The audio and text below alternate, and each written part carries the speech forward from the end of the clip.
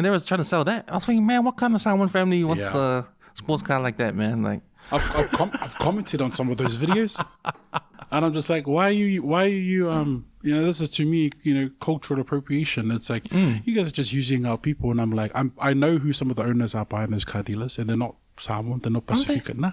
Oh, well. No, they're just very smart, we'll use their people to, and that's normal in that type of cutthroat. Sales, they'll use whatever, and if you have a target audience, you find a frontman that represents that community. You have to be physical to get the voice to work. Oh. So like the character when obviously when you fight him in the game, when he gets hit really hard, you have to do the voice of someone that's got hit really hard. And so one of the guys came in, and I'm just like, pause there and like get ready for it. It's like, bro, you can't seem to get the sound out. So what's your idea? And I'm like, bro, just punch me in the stomach. Really? Yeah. Boom. Because like, if I was in that old man's shoes, right, and you're for your people, when they say Samoa, and you see a Palangi people come in, I've seen Maori do this when you come into a Maori establishment. They'll see someone who's not Maori that comes in. Oh, kia ora e te whānau, no mai haere mai. Where are you fellas from? My name is so and so. And for some reason, our people are like these are distaste to it. So like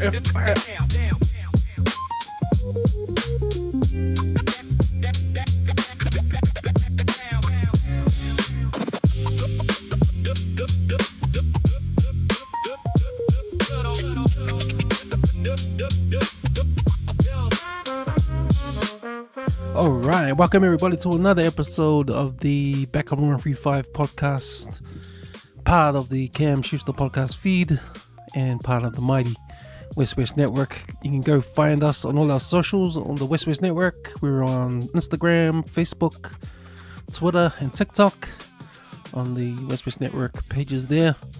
You can also check us out on our website, thewestwest.com. That's www.thewestwest.com. There you can find all our articles, our business tips, movie reviews, and sports opinions. And also links to the rest of our podcasts on the network, and links to our West West Sports magazine that was out last year. Yeah, man, go check that out, the westwest.com website. All right. Man, what a week. So this podcast you're about to listen to was recorded a couple of weeks ago. I tried to do a whole bunch of recordings and bring them out once a week. So that's actually the last one that's done. That's going to be out right now. It was recorded a couple of weeks ago. I haven't got any others since then, so got to get my act into G. I've been sick the last couple of weeks, so there's no excuse, but I'll do my best to get some more people in. I'm fucking enjoying this podcast there, and just talking to people, talking to old friends and old guests that have been on the podcast before. It's been great to catch up and all that kind of stuff. And this guy I'm about to have on, you're about to listen to, is the same deal. So yeah, man, his name is Joseph Paulo. He's been on the podcast before. He is a voice actor. He's got his own side hustle, his own company. He's a debt consultant. We'll get into that, what he does in the conversation. We'll also get into what he does as a voice actor. We'll get into that conversation as well. And he's also doing children's stories. He's on YouTube with a few children's stories, so you can listen to them on YouTube as well. He's trying to go to the next step and get them into a form where they can be used at schools. So that's pretty cool, especially the bilingual schools we have here in NZ. So we talked about that as well. We also talked about a whole lot of other stuff, man. Like we talked about AI and how AI is going to slowly take over jobs, how it's going to affect our Pacific Island people. We talked about the Samoan language and slang words. That was an interesting conversation. We got into Dave Letele as well and his drama with NZ Muscle. I know that happened a few weeks ago, but this podcast was recorded a few weeks ago, so we talked about that as well. Yeah, man, he's an ex-member of Destiny's Church. So did a little conversation about that and about Brian Tamaki and what he's up to and all that kind of stuff. And yeah, man, we talked all about the film industry. I'm working in the film industry as a voice actor. He's done a few jobs. He was the voice behind the COVID-19 commercials that were on TV, and he's done some voiceovers for gaming as well. So we talked about that. We talked about the New Zealand film industry as well. Yeah, so I enjoyed this conversation. I hope you guys enjoy it too. Yeah, man, let's get into it. Please welcome also Joseph, Paulo. Roll with the intro. Let's go.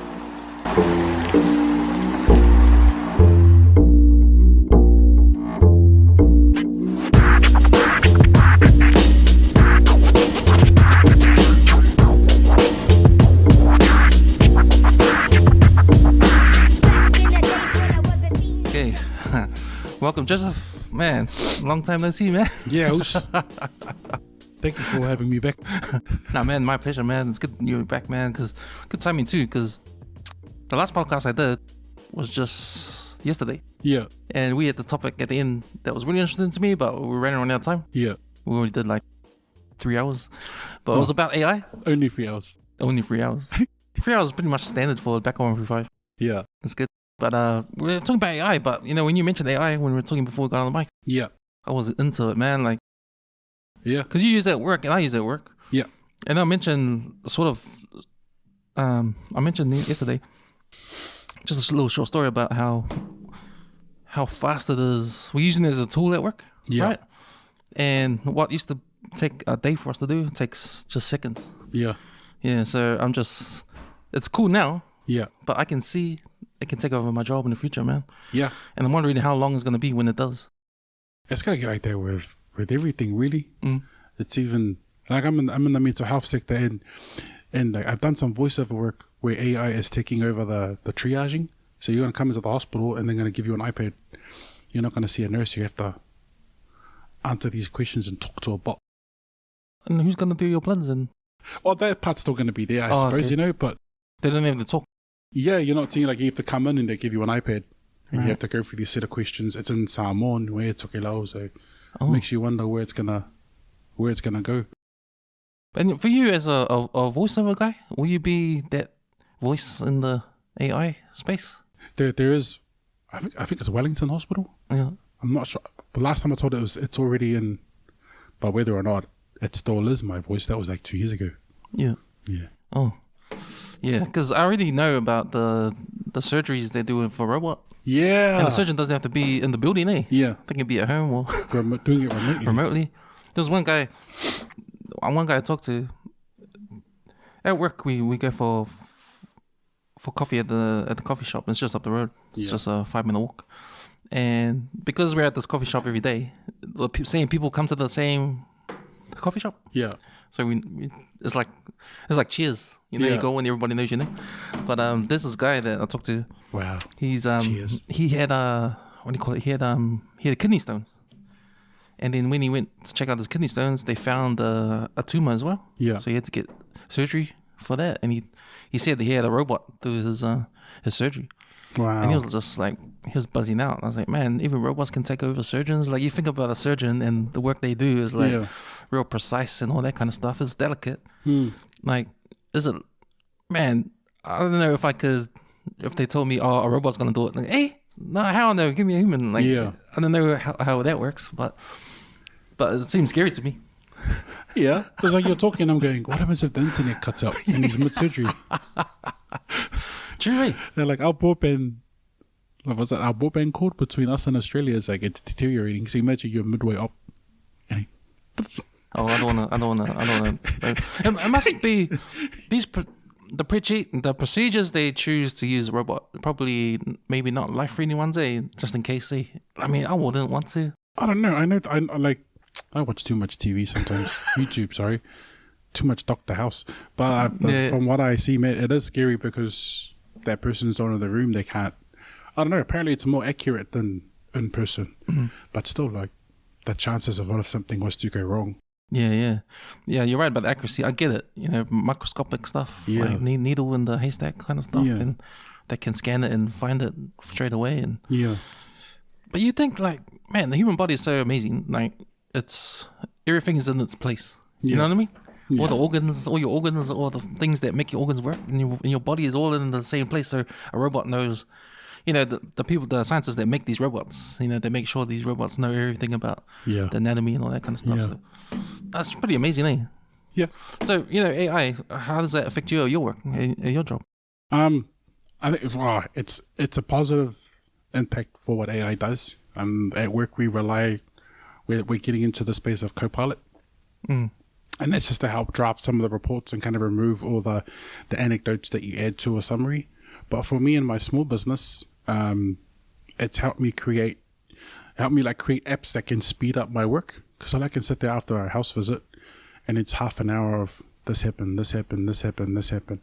Whereas I now have designed an app where if I get to the whale, it'll track where I'm at and then send live reports, and it allows my wife to see what's happening, and then she can just go. So rather than sitting there. Yeah. So this is your own venture. Yeah.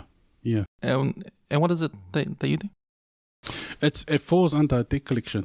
Oh, okay. So a debt collector, but we don't do the traditional, hey, if you don't pay. It's confusing. I'm still trying to figure out how I explain it, because businesses are like, are you a debt collector or are you not a debt collector? And essentially because we do our focus is wraparound. What's that? So it's figuring out why they're in debt. Oh, okay. Like we know what it's like. Like when when bills become overwhelming, like power bills are crazy right now, and families have to telling me. Damn. Yeah, same here. And so like families have to make a decision. Do I make the car payment or do I let the lights go off? That's tough, man. Yeah, I'll pay the power bill. And then you run the risk of the car getting repoed. I've been there so many times. Yeah. But a lot of families, as they don't know how to navigate that world, that's what happens if I fall behind. And then companies are like, oh, they're a bad customer. Nah, man, this is what's going on. You're a bad business person because you're just cutthroat, ruthless. Yeah. Like, here's a plan B. You're not going to get the 200 a week, but you're going to get 100 a week. That's interesting. So you assess their situations. Yeah. Why they're in debt or why they're struggling. And then the culprit might be the person that sold them the debt in the first place. Yeah. And you go after them. Yeah. Wow, that's that's cool. And like there are businesses out there and like a whole lot of stakeholders. So we're quite blessed that we have people that have connected us to a whole lot of different people. It's like 200 stakeholders nationwide. And so if we find a need in that home, we pass it on to the experts. It's like, man, there's something wrong with this house. Can you call the family and have that conversation? So I'm just the guy connecting. You fix all those little small stuff, eh? Do you find it hard sometimes with families, especially Pacific families, who are like maybe ashamed to talk about this kind of stuff, eh? Like, it's hard to talk about your finances, especially if you're struggling and that you don't. Yeah. How do we? Because I know, because I feel like that too sometimes, or maybe all the time. But especially I know with Samoan families or Pacific families, especially, yeah. But at the same time, I see the other side of things. People are not ashamed to talk about their finances to try and get out of it. But I feel like that's like an obstacle to get in there and actually know when you investigate the situation, to actually get all the data around why they are struggling in the first place. It's hard for a family to let go of the information sometimes, though. Yeah, it definitely, and it comes down to the research behind it through the clients that I work with and the other businesses. The question that they always ask is, when you knock on the door, do they see themselves in you when you knock on the door? It's not just a debt collector on the door. There's J-dubs, there's Mormons, there's a sales rep that are knocking on your door. Because like the elders. Oh. Like your general people that, like, we're all used to that kind of stuff, like the elders are there introducing themselves, the J-dubs are introducing themselves, the different broadband companies are introducing themselves. You got elections right now, there are MPs knocking on doors. And so when you think about a lot of those people that come to your door, the question that we would ask is, who's that? So I see someone outside that's urupo'o and pālangi in a suit, I'm going to be like, okay, cool, you look official, I'm not answering the door to you. Oh, yeah. And whereas our team try to do it differently. We always go for the relationship first. Yeah. And then we, as you have that conversation, there's Samoans go, there's something I want to fast forward with you. Can we have a conversation about that? It's not always, so sometimes it takes ages, like months. And then finally they open up. And then I go back to them. If you had just told me this from the beginning, this is your fault why you're struggling, because you zip your mouth. But anyway, okay, now let's move forward with it. And it gets tricky for businesses because they're like, hey, we need to earn money. So yeah, either you take them to court or you just let me work on it, rather than just sending somebody out, threatening them, and then repeat. Because there was a big thing about these loan sharks that just come out of the blue, like set themselves up as a legitimate business. Especially I saw a couple of news articles about a Tongan woman. I was going, don't go there. Oh, sad. No, I have to because it's out there. But hey, if the news put it out there, then we got to talk about it. Yeah, so. free for all. Nah, fair. That's fair. We're not one of these just out of the blue say Tongan lady, but she was a Tongan woman. And I remember a few years ago, Barbara Drever did the same kind of story. Again, it wasn't just that Tongan lady. There were several others. Yeah. There's several others too. But those kind of people, like trying to make a business out of the people that they know they can't afford. Yeah. That's really sad. They prey on the naivety and the need. Yeah. So, and it's funny because you know what I thought about just now? There's that, Henderson, the Henderson cars, the car dealer. He must be Samoan, because he has these ads on social media. Oh, yeah. And it's got all these Samoan women advertising, selling these cars, and they're talking Samoan, but they're talking about like finance, finance, straight away finance. Yeah. And there was an ad. It was like a sports car. It looked like a imitation Ferrari. Yeah. That's what it looked like. Yeah. And they was trying to sell that. I was thinking, man, what kind of Samoan family wants the sports car like that, man? Like, I've commented on some of those videos, and I'm just like, why are you this is to me, cultural appropriation. It's like you guys are just using our people, and I'm like, I know who some of the owners are behind those car dealers, and they're not Samoan, they're not Pasifika, nah. Oh well. No, they're just very smart. We'll use their people to, and that's normal in that type of cutthroat sales. They'll use whatever, and if you have a target audience, you find a frontman that represents that community.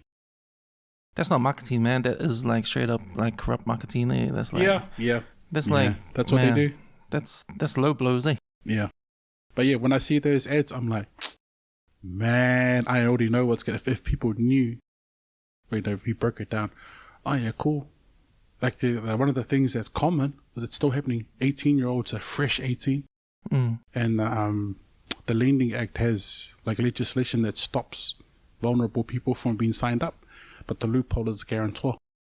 Oh yeah. So you get parents, our people giving out loans, working for these loan sharks, and they know that's the loophole. Yeah, they know they're part of the problem. Hey, it's a white Sunday, come here and we'll do this for you and sign here, and then your son's 18, you got bad credit. Why your son's got good credit? Get him to sign. Guarantor. The kid's not even 19 and he's already getting served documents. Now that you said that they might not be Samoan, the owners of that Henderson car dealers, makes sense because they called Henderson. For the Samoan, they probably call Henderson car dealers or something. It would have been Henderson car dealers.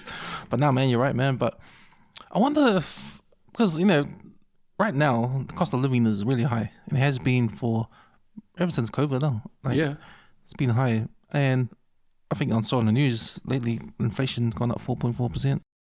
Have you noticed something happened with wages, with inflation gone up? Well, I haven't had a raise since 2 years now. So there are roles. So the living wage is $29 the last time I checked. Oh. And roles that would normally hire for $28 to $29 are now back down to $23.50. $23.50? Yeah. So there are like some of the like community work, for example, like you're dealing with real high stake situations, and it's $700 in your hand after tax. Whereas before it used to be $900 to $1,100.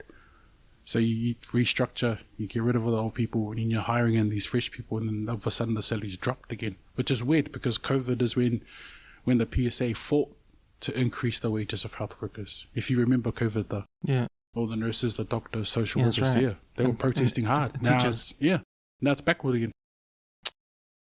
You wonder if this country has any money, or overseas investment to help big business to trickle down, but then the trickle down effect has been under scrutiny for years, you know, like, does it really work? It's a farce. It's not, I don't believe in it. I mean, you know, and that's the excuse. That's what they say. That's what the rich people say, that, you know, in order for society to work, you need the trickle down effect to happen. But man, when you talk about 1%, the 1%ers, it's like, what trickle down, you know? So, but even with the living wage thing, I try to wrap my head around that, where they come up with a figure like that, because I think, like, you're not including, how do you know lifestyle? Is it based on, okay, you got to eat, that's a given, but is it based on 3 meals a day? Yeah. Okay, you need shelter, that's a given. You own a house, which is really rare for Pacific Islanders now, or rent a house, right? And so do you know the average of the rent, right? So, and then after that, education, kids need to go to school. Yeah. Got to pay the power bills and all that. These are all set things, right? And then after that is your lifestyle. What kind of lifestyle? Do you go on holidays when the holidays happen? You go away. Do you go out to eat restaurants on special occasions or every week? Or what? Do you... There's these other things that you do to make your life, like, you know, have activities in your life. Yeah. Sports and all that. Will that get factored in? Yeah. And I don't know how they do that.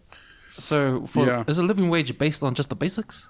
That's a good question. It's I always wonder who's getting surveyed, because I know our people are terrible at answering a survey. You know, so I'm always wondering who's... They lie. Yep.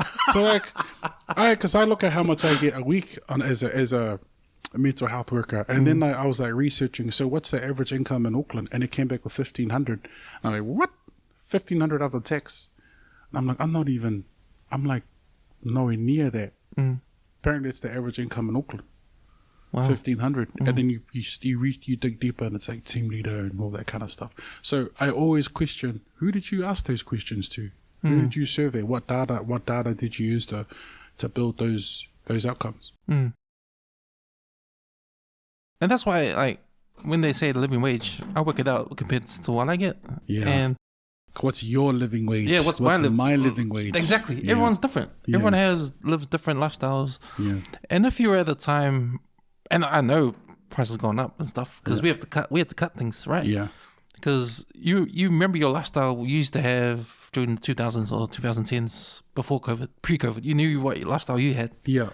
And now post-COVID, the lifestyle's not the same as what you had before, because you have to make some cuts in that. Yeah. And that's because the price of living in that. So the mindset of cutting back on your lifestyle, that's a big one. Yeah.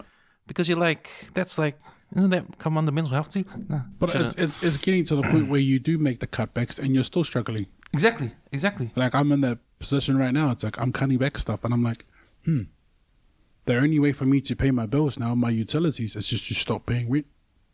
Exactly. But then you do that to pay the utilities, now your rent's behind. It's just an endless cycle. Yeah. It's an endless vicious cycle where, so you're absolutely right. Like, I always like, when I get in, well, not always, that's an exaggeration. When I get into that space of people that goes, oh man, you know, if you do this and you do this, and my question is, how many incomes in your household? 3. Cool. I get 1. MSD won't help me. It's just me providing for my family. So it's a very careful subject that we often forget. Like you say, that there's your cost of living and there's my cost of living. It's different. It's really immature to, wow, that's a mean word. It's not fair to assess everyone else under one blanket, because it's all different. Yeah, that's right. And so you get the different complaints too. Like for someone who's had a lifestyle and then had a rapid change of it, maybe cut it in half or even more than that, or just completely cut off that lifestyle you used to have. Like, what does that do to their mental health? Like, they're going to be, they're going to say they struggle, and probably not really if you go back down to basics. Yeah. But losing lifestyle is a big deal. Like, you gotta think people like that would think it's all over. You know, it's like hard to get around that. It's So you know, when you have these these clients say? Like, does that come into it? Like lifestyle they used to have? Yeah, and I think so. All that kind of stuff. Yeah, once upon a time, I know what it was like. Once upon a time, $800 a week was heaps. Like, you know, like a 2BD was $200. Or COVID, lost a job. Now it's just one person. Someone's fallen sick. Someone's passed away. All that stuff, man. And you'll see people that had like real nice paying jobs. So then now they're a shell of who they were. And that's because they haven't been able to adapt the lifestyle. They're still eating out. You know, they're still trying to, they'll get one car repoed and they'll find another way to get another nice car. And like, I know what it's like to make that mistake. Go and get a nice car and you're like, oh, yeah. You know, and you live and learn. But like, I've learned to like, okay, cool. I'm not going to go into any more debt. And just accept the fact that I need to make some temporary habit changes. But yeah, it's common also. You'll see, yeah, it's the truth. It's bad when you get home. But I have to be honest too, because I see some of these houses and I'm going, Sully, how many cigarette packets are you buying a week? How many? Oh, there was a car I had to go collect. Then I didn't end up taking the car. The car had no rego, no WAF. They're driving around and there was like maybe 30, 40 empty vapes. How many of these do you get a week? Oh, also like maybe 2 every couple of days. I'm like, how much are those? Oh, $15 each, $20. I'm going, so you could buy 2 instead of 10 and pay your power bill. Yeah. Justify that for me. Why? Oh, I'm so stressed. I have so much anxiety, and so all those different things start to fall in. So it's, yeah. I have a friend who still smokes, and I saw them a couple of weeks ago, and I said, "Man, how much are cigarettes these days?" Because I remember I was a smoker too back in the days. Yeah. And it was only $12 when I was buying cigarettes. Yeah, that sounds about right. For 20 pack. Yeah. And Holiday Blue. And but now she's selling it was like $30, $40. We do not endorse tobacco companies. $40, man, for a packet or 20. Yeah, the cheapest one I've seen for one of my whaiora is $30. Damn. Yeah. You used to buy a box of beers for 25 and a packet of cigarettes for 10. I'm so 12. glad I don't drink anymore. Eh? I go past the alcohol aisle and I'm going, I remember when that used to be, oh, nah, man. Nah, you're right, man. You know, if we took back all the money we spent on alcohol back in the days, we put buy 2 houses now, man. Sorry, heck yeah. I'd have a deposit for 4 houses. Not just on alcohol, but the junk food that I used to. Yeah. Well, I still drink, but not as much as I did before. But maybe, if I could say maybe 2 glasses a month. Yeah. No? That's discipline, bro. Or, because we used to drink at work like every Fridays. Yeah. And no one does that anymore. Yeah. It's funny because because the culture's changed. The culture's changed. It's not an affordable thing that now when you want to enjoy something like that, you're always now counting the cost. Well, no one wants to do that. Like, I remember Friday after work drinks was a thing. Yeah. Right? And the company I work for, they always have alcohol in the fridge all the time. Yeah. They keep it stocked. And we used to Maybe you should stop. Well, you know, they had... Save jobs. Well, you know, now it's come to the point now in my work where no one grabs a drink. Yeah. They work until the end of Friday and go home straight away. Yeah. No one socializes. Yeah. And I think it was the younger generation coming up. But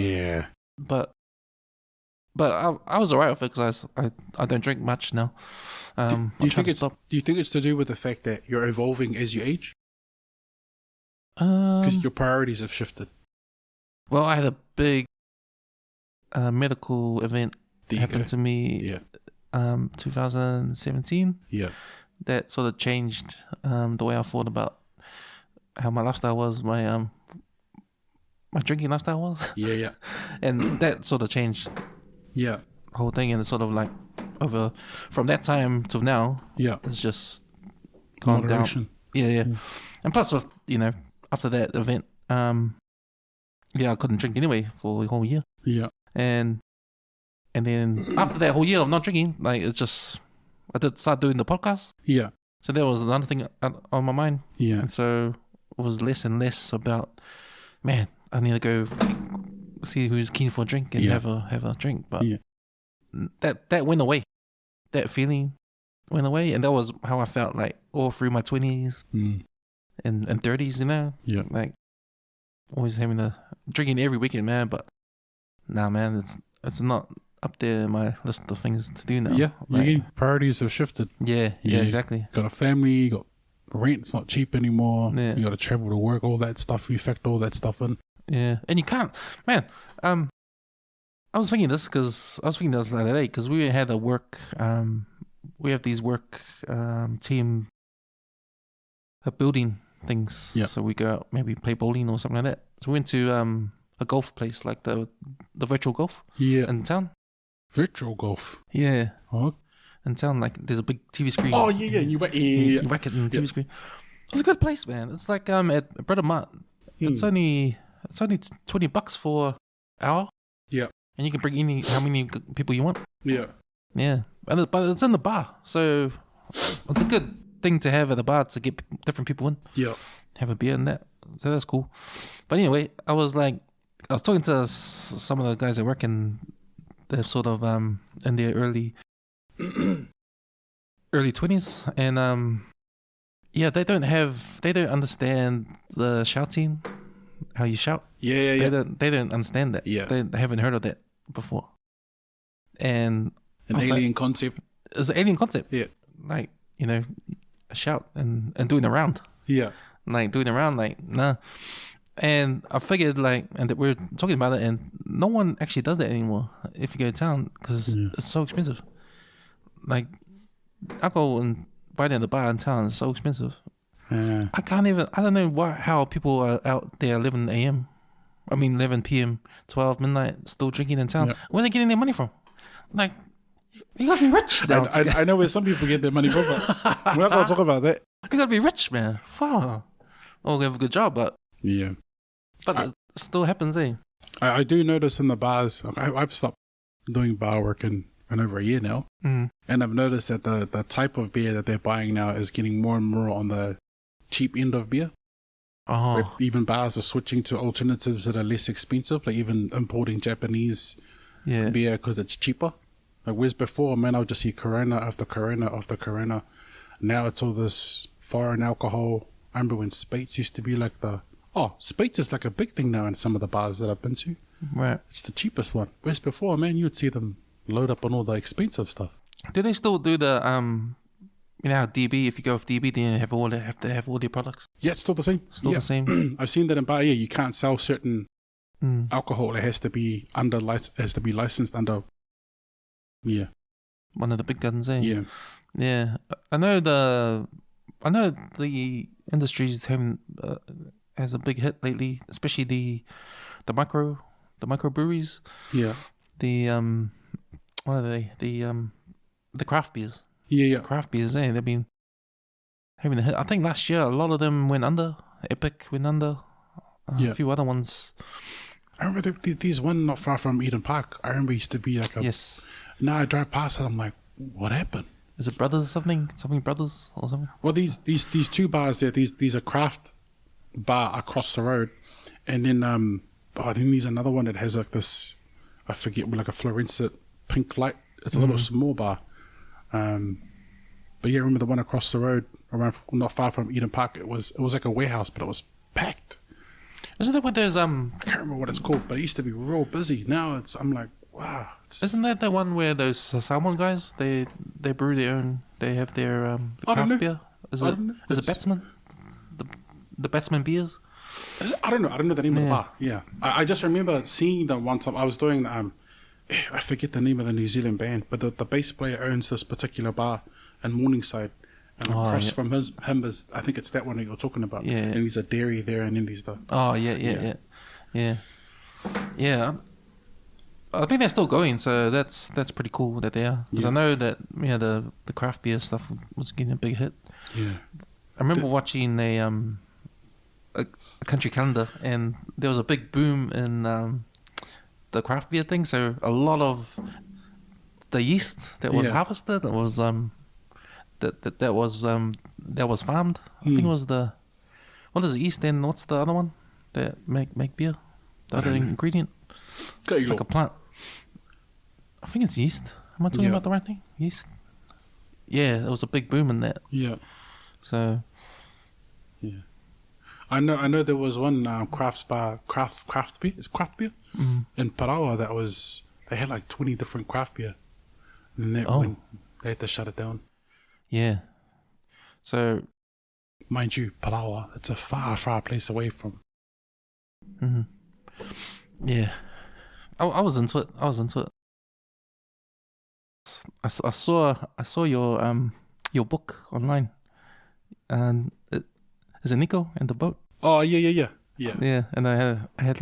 Is that an actual book, or is it just you online, just reading the story? Not just I've been writing kid stories. Oh yeah. But they're actually based on all my daily reflections. Right. So I try to take what book, so whatever I read in the morning or whatever podcast that I listen in the morning, I'll come back in the evening and then I'll kind of go over it and try to think. And I use AI to help me summarize some of the stuff. So how can I convert, because this is adult content, like, right? Because this adult reflective things is, if I'm reading about leadership, if it's about resilience, how do I convert that into a format that's easy for kids to understand?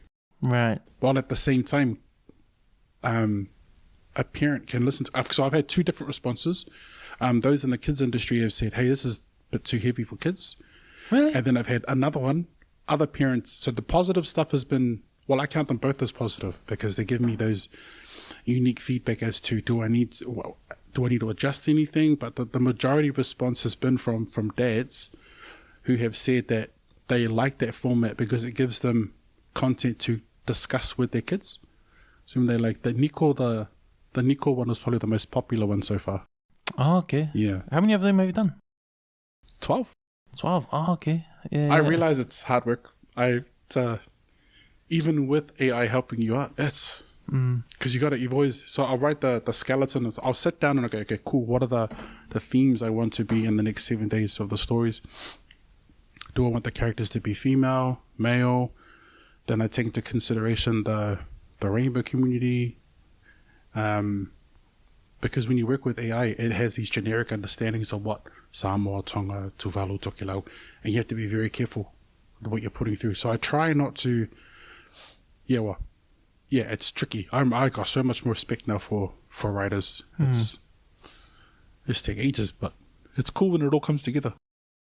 I like that. I like how you sort of have to figure out a story within a theme or what you hear. Like you hear something that's interesting. Yeah. You hear something on podcast or whatever it is that's a valuable lesson in how to live life. And then, like, I think the technique of breaking it down to a kid's story, like, that's a good way of breaking that idea down into sort of like, how do you explain it again, and how do you put that into a story? Yeah. Yeah, that's a good technique. Yeah. I mean, yeah, that's a good technique because I've been always trying to figure out how to invent a story in my head. Yeah. Like, because I love stories. I love movies. I love ideas and that, and how to put it on paper, and how to put it in film form or a comic book or some stuff like that. Like, what's the transition of how a story can come from nothing to something to be put on a vessel to give to the audience, right? Yeah. And I don't care what that vessel is, right? It can be a podcast, it can be a movie, it can be a documentary, it can be anything, right? A book. Beautiful. Or a comic book, right? I'm constantly trying to figure out, and you just said right there, that's how you do it. Yeah. If you think about like a kid's book, like, you automatically know what kids want to read. It has to relate to them.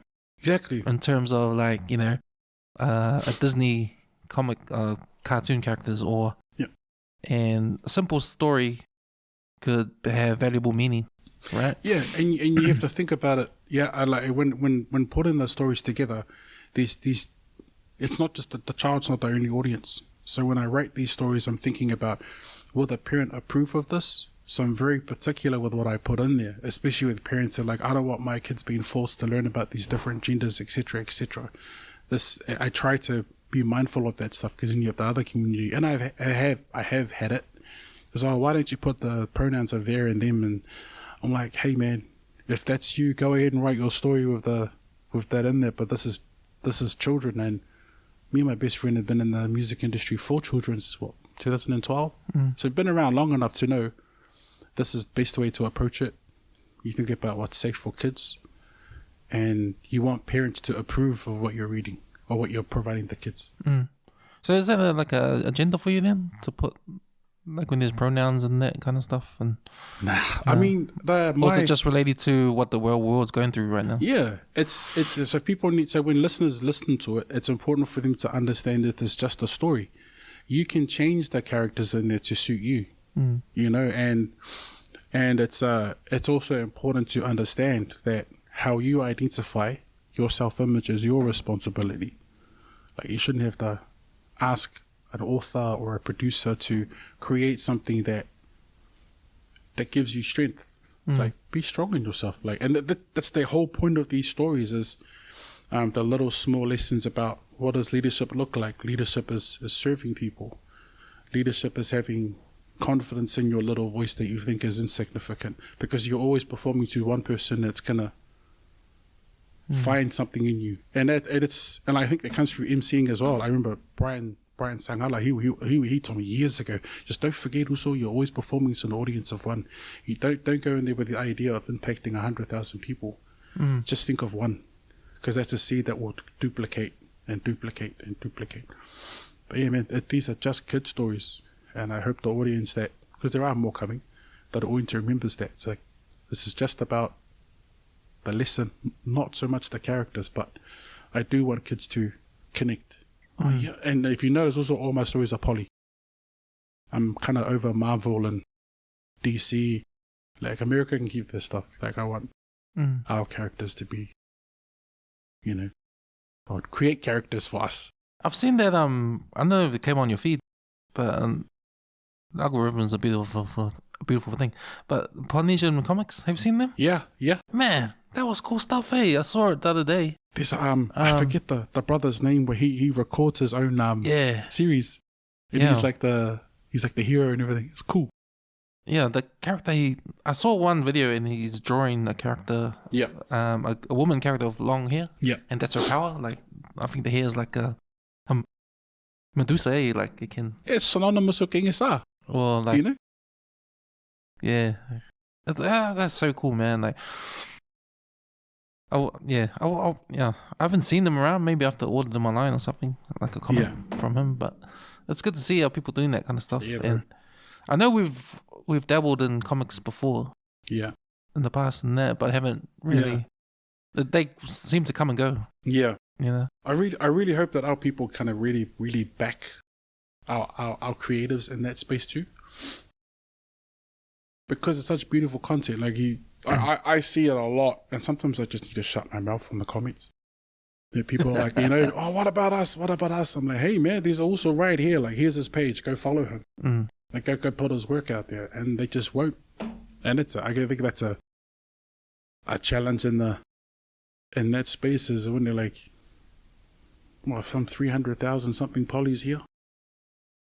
So can you imagine everyone subscribing to all the different island content creators that create? Yeah, man. Yeah. Because, you know, there's a lot that can lead up to whatever that can be. Like, I know Hollywood has taken graphic novels and turned them into movies, you know, so that's another avenue. Like, right now in Hollywood, it's all about, it's YouTube now, eh? Like, YouTube's been taking Solid AI is flipping the script, eh? Like, I'm watching this stuff and I'm like, Hollywood, man, you're in trouble. Yeah. These people are producing full-on movies with AI. Yeah. But I think Hollywood has recognized that in some ways and taken these creators out of YouTube and made them into movie directors, like backing up their, like that movie is it Backrooms? Yeah, like that movie. That's an interesting.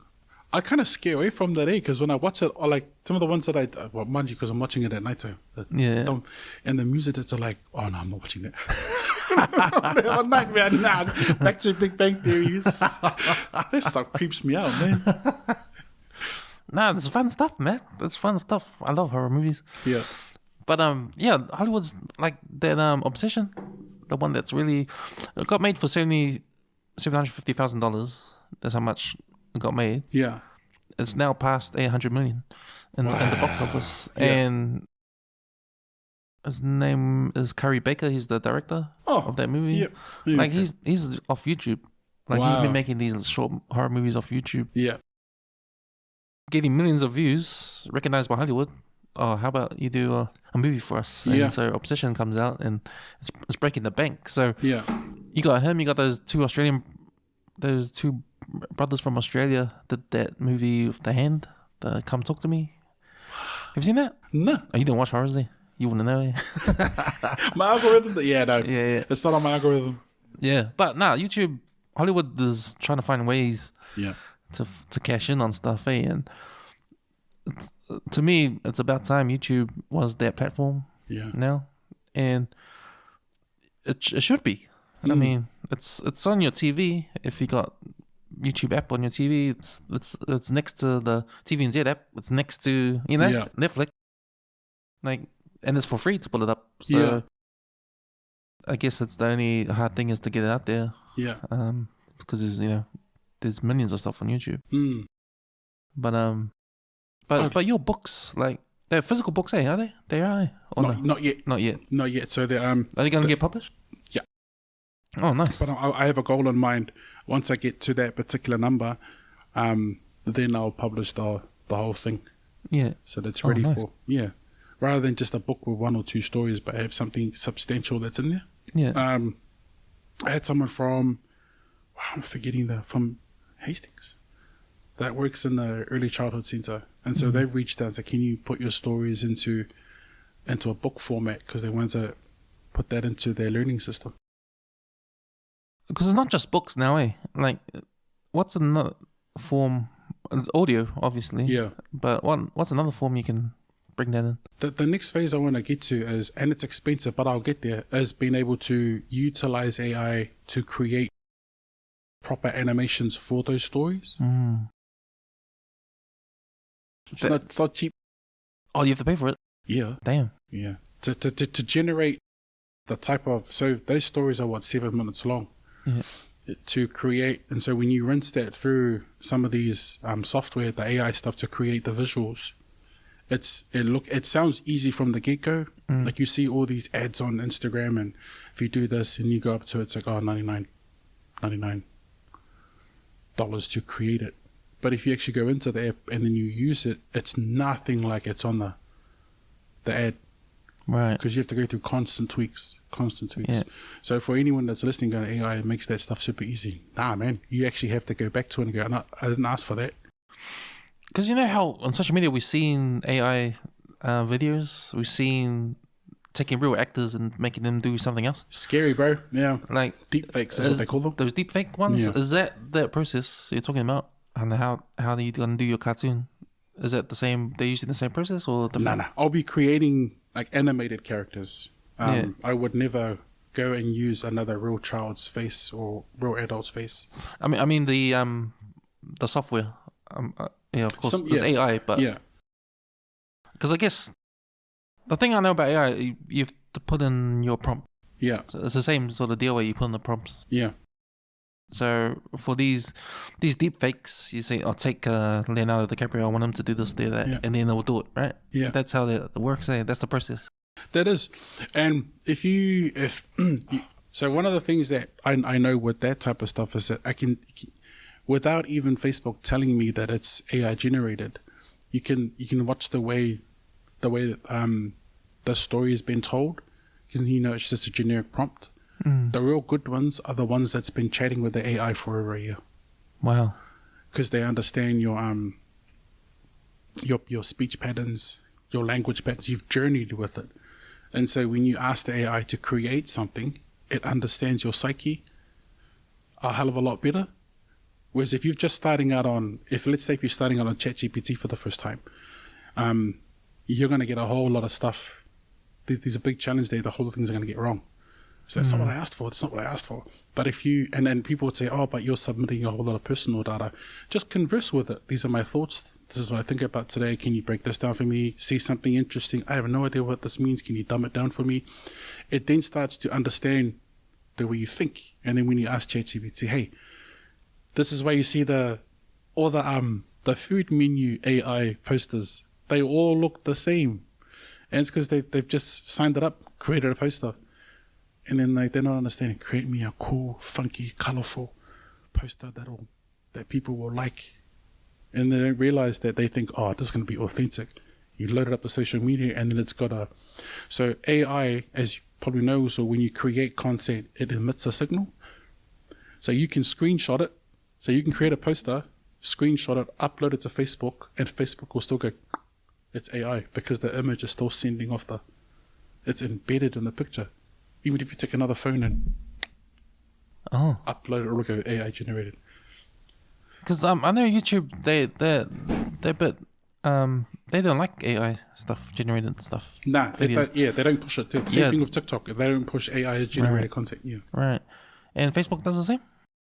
Yep. It should do, because YouTube is owned by Meta, right? Right. Instagram is owned by Facebook, So they... Meta. Big Meta. But you still see the AI stuff. So is it going through?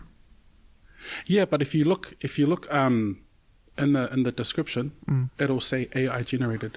Oh, as long as you do that. Yeah, or it'll no. So you can't really get away with trying to put something up and try to say, oh, I created this from scratch. Right. Like if I was to create something on Photoshop, Facebook would know, oh yeah, it's been designed on Photoshop. But if you're using something like ChatGPT or Copilot, it emits a signal that it was created by the software. So it'll say this post may contain AI generated content. You can't delete that part. I did this. I tried to use it. The software I use, the online software I use for the podcast, they've got AI tools in there. Yeah. And they've got a button where it can translate what you're talking about into a film, a moving image. Yeah. That's cool, man. Yeah. And it was about... It was a snippet because it was on the Channel 135 podcast, a podcast on on movies and that, and I took a snip of me talking about going to the movies. For me, I love it because especially when it's a packed house. Yeah. Because I love the reactions. Yeah. The audience get when a certain scene comes on. Yeah. People find that annoying, but man, that's why we go to movies. Like the whole audience reactions, especially in the horror movies. Yeah. When you watch a horror movie with a packed crowd, that's the best. People get caught up in the graphics. It's like, no, going to the movies is about the experience. Exactly. Yeah. It's about the experience, and it's about the audience there. So I don't like going to movies when there's no one there, and there's only one or two. People love that. Yeah. I get the whole movie to myself. It's cool. But nah, I need the reactions of the people. But anyway, that's what I was talking about. Yeah. And so when I pressed the button on the AI thing, it showed me an image of... But it was like an animated image of a movie theater, all these people sitting down and all that. And I was talking through it. Anyway, I posted that, and YouTube wouldn't put it in the algorithm. Got no views. It doesn't push AI content. Yeah. However, if you were to put the video up behind you as a green screen, and you're sitting there reacting to your video, then it'll push it because your face is there. It's weird how it works, but it doesn't. Oh. So TikTok, Facebook, Instagram, they don't, Snapchat, they don't push AI generated. It won't be in the algorithm. So even if I made it smaller on the video and have my face talking and while it's happening there, because I filled the screen up, with that image, man. That was what's his name? One of New Zealand's leading TikTokers, Parker Davis. So he was saying, he was the one that kind of told me that, and I looked into it and he was right. They don't push AI generated content. Whereas if you put your face in front of it, so the next element to my stories is me having the picture of the story behind me and then me reading it. Right. And that counts as authentic content rather than just the picture and my voice. It'll probably have to be like widescreen. Yeah. So you can have the image. Yeah. Because if it's like the TikTok ratio, it's like you're in the way of the... My other idea is to have the TV screen behind me with the picture on it. Right. And then me reading the story. But then again, you got to make sure your backdrop is cool. Yeah. I wonder if that's like a good way to story time with the kids at school. Just have the TV there Just have you there and play your story to the kids and that. Yeah, it's cool. Yeah, man. That's all of the early childhood centers. I think it was from Hastings. It was that. Yet they just put it on during mat time, and the kids were hooked on it. These are brown kids listening to brown stories, and yeah. I think MOE are looking for a lot of more Pasifika stories, books and that for the kids and that, like as a resource. Yeah. Like, with the amount of bilingual classes happening around with these schools. Like there's some pretty cool ones out there. There's one that I follow, and at the same time, I'm not hating but like it's weird. So I watch the content that's created by the government level stuff, and it caters to the research that your kids' attention span is this, and the kids' level of thinking when it comes to technology is much more advanced now. And then the content that comes out is more in depth. It's more quick. It's more it's written more specific to what's now. And I listen to my Pasifika stuff, and I kind of cry inside, and I'm like, you're still creating content and reading to kids as if they're dumb. So, you know what I mean? It's teaching our language. If you watch government content, it'll be like, how to count to 10 in Samoa. Let's count to 10. Tasi, lua, tolu, fa, lima. And then you switch to the poly one. Tasi means 1. Lua means 2.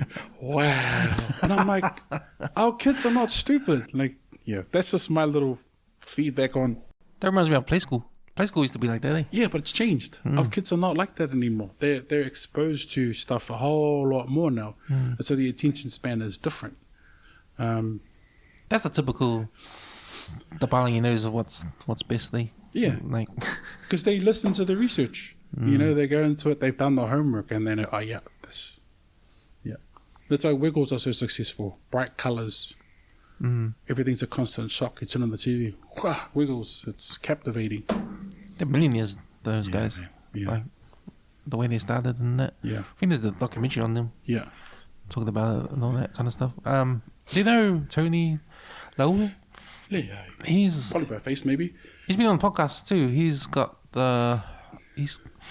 he writes kids' books too, children's books. Yeah. I had some upstairs, but he was telling me there's a need for it. So I think he had a deal with MOE to publish more of his books to spread them around. But he's saying that even with his stories he's putting out there, like it's not enough. They still need more. So it's good to hear that you're going down that space too. So and my missus, she's a school teacher. Yeah. She takes a bilingual class. I'd love to hear her feedback on my stories. Oh yeah, especially teachers, because they're the ones that'll tell me, hey, consider this. This is too much. And I'll play to her because I just listened to it today when I looked online. I just saw the Nico story. Yeah. So I just listened to that today, and I thought that was cool. But that wasn't one of your controversial ones, eh? No. So all my kids' stories avoids any of that. Yeah. And I'm trying really hard to stay away. So these to stay away from that type of controversial stuff. Like I said earlier, I was like, man, sometimes I just need to shut my mouth and just focus on what I'm good at, and that is providing content that makes people feel triggered in a positive way. Yeah. No, that's cool. Not instead of the drama pushing way. And your voice stuff, like that's another thing you do, eh? Yeah. It's voice acting, no? Yeah. So I guess I have to recognize your voice when it comes on the ads and stuff on TV. I think I did one time. No, I did a COVID ad way back. That's right. Yeah. That's right. I think you spoke on that before last time I came on. And I actually didn't know until I heard it on TV. Oh, really? I'm sitting there at work. This is a COVID-19 announcement. I'm going, wait. I was like, that's why they said not to you to sign the NDA. You weren't allowed to disclose that you recorded this. Oh, yeah. So a whole lot of voice actors for COVID had to sign that. What's the reason? Because none of us knew that the country was going into lockdown. Oh. We didn't know what COVID-19 was. Oh, they did the pre. So like, pre-recording. we were recording it. So the country went into lockdown in February. Yeah. I'll speak for myself. I got the job sent to me end of December, early January. Wow. Yeah. So I had no idea that line was going to be the big. Yeah. Other voices took over the years, but did a few COVID ones. But yeah. Wow. Yeah. So how'd you get in that space? So I just signed up. I signed up to the agency. Oh, okay. I was just like, how do I get voice work? I googled it, came across one. But why voice? MCing, because I did MCing for a long time, and so a lot of the MC stuff I do, I put on accents, right? And so I thought, oh, I wonder if I could do this. And then watching Disney and all that kind of stuff, and I'm like, oh, there's money in there. Okay, cool, I'll give it a go. Right, because you got a video of different accents. I remember seeing that one time. That must be fun to do. Eh? Needs an upgrade. Oh, man. No, it was good. I remember thinking, man, this guy's good. He's got all the accents locked down. Yeah, it's fun. So did they go anywhere else after the COVID stuff? What did you do after that? Yeah, still, I still get work every now and then. Oh, it's not as frequent as I would like it to be. Yeah, because I'm competing with other well-established Pasifika voice actors, and so I think a lot of those guys get the work because of their name. Right, it's normal. When you're out there, then people, because they drag numbers into it with their own followers. So I think you recognize some of the voices that come up, especially of the Pacific Island stuff that come on TV or even not. Yeah, I think I hear Oscar's voice a few times. Share the work, Oscar. Tawila, I hear her name. She's well respected in the voice acting industry. Yeah, and she's got this real it's a rough voice. Say it not. How do you say it? She has a raspiness. Voice. And and if you listen to it without an image, there's like certain cadence that comes with it. It's really nice on the ears. Yeah. Right. Nice. Yeah. I didn't think voice acting and stuff is. I guess you're right. I guess it has to be nice on the ears. It has to. It has to feel like there's confidence about some of these voices you hear. It's like that. Remember those old those movie. Donald LaFontaine. Those movie. The movie voice. The movie voice. Yeah. Which is the action movies, eh? Yeah. Like, Arnold Schwarzenegger coming to you. Stuff like this summer. Begin for the action. Who's that guy? I think it's Donald LaFontaine. Is he still alive? Nice, passed away. Oh wow. Rest in peace, man. Yeah. He was the one that got me into voice acting. Oh, was he? Yeah. Damn. Listening as a kid. Yeah. He was cool, man. Yeah. That's funny because I think there's been some jokes about it, like some parodies about it. Yeah, right. And I remember seeing them, and I remember going back into listening to these old trailers, and sure enough, you hear his voice on a lot of them.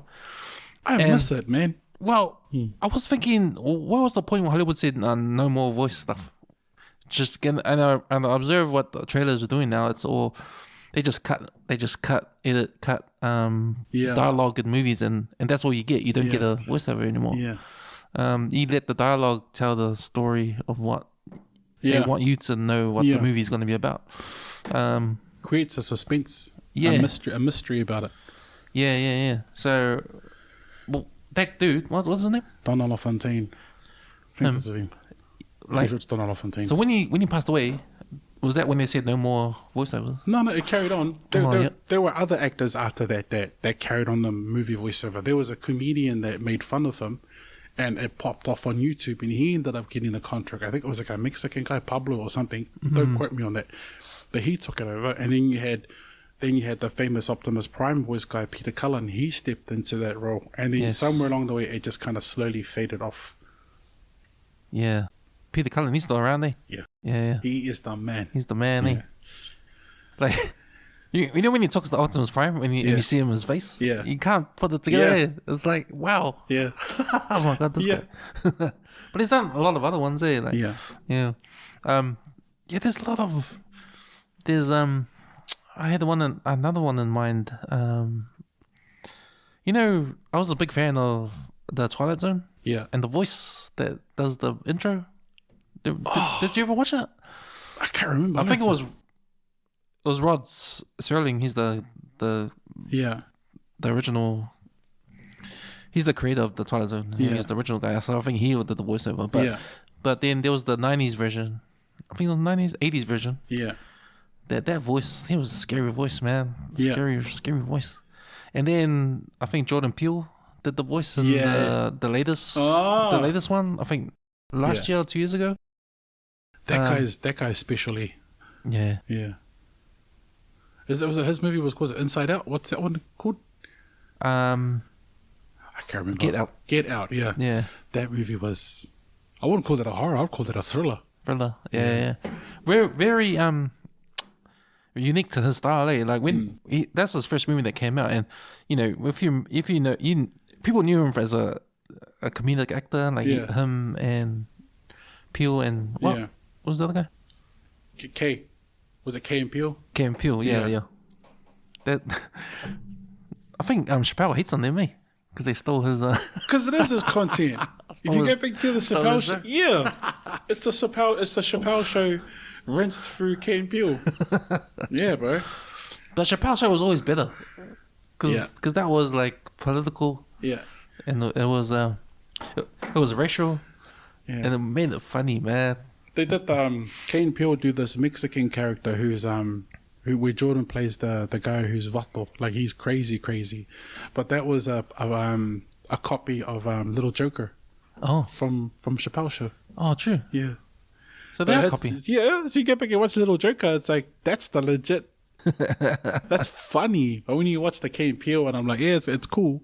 But yeah, I guess maybe for the harder fan, you're like, oh, I knew where you got that from. Yeah, so, you know, I think of him as a comedic, but we need to get out, like, he's proven he's a director, eh? Like, well, he was a writer before he got into, he's been writing for years before he was K and Peele. So I guess, you know, you have to be. I guess you have to be. In fact, he wrote most of the content. That's what the one with the Urupoto guy, when I watch him now, I find it hard to laugh. Is he by himself? Is he doing it by himself? Yeah, they've separated now. Oh. Yeah, they're doing their own things now. Oh, true. So is Kay doing it by himself, like the same comedy? Well, he's doing hosting, acting in movies now. Yeah. But I find it doesn't hit the same. It's a bit like the laughing of Samoans. Kofinga is still funny, but it's different when it is there. Right. Yeah. Right. It needs me. Yeah, because they bounce off each other. You need that balance. I need to go to a show. I haven't been. Have you been to any shows? Like any theatre shows and that? Not in a long time. No. Yeah. There was that one that came out with there was one about domestic violence that just came out. I forgot the name of it. It's been on social media, not. I'm interested. You piqued my curiosity as to what that theatre show was about. They had said based around DV. Based on the. You just talked about one about domestic violence. Yeah. Who's that actor? Bueller. He's in it. Oh yeah. Yeah, I think he plays the dad. Oh yep. And then I forgot. Oh, man, it just came out. I forgot the name of it. Yeah. But interesting. Oh, I think I saw it on Pasifika. It was one of the maybe last week's episode. Yeah. They were talking about it. Oh, check it out when I get home. Yeah. Yeah. Yeah. So, but I was thinking about the criticisms to the Moana movie. That was very interesting. What was your take on that? Same situation as me writing my stories is. Yeah, because that's right. Yeah, it's just like, okay, you cried for something. You cried. Our people have been calling out the stuff to create something that's authentic to us, and then we take forever to do it, and then Dwayne through his partnerships go and create something, and the first thing we do is run it down. I guess I'm being a hypocrite now because that used to be me. I'm like, how you sell out? But it's like also for it. I'm not sure if people clicked onto, but the amount of people You know the wrestling term. What's the wrestling term when you help a newcomer? Oh.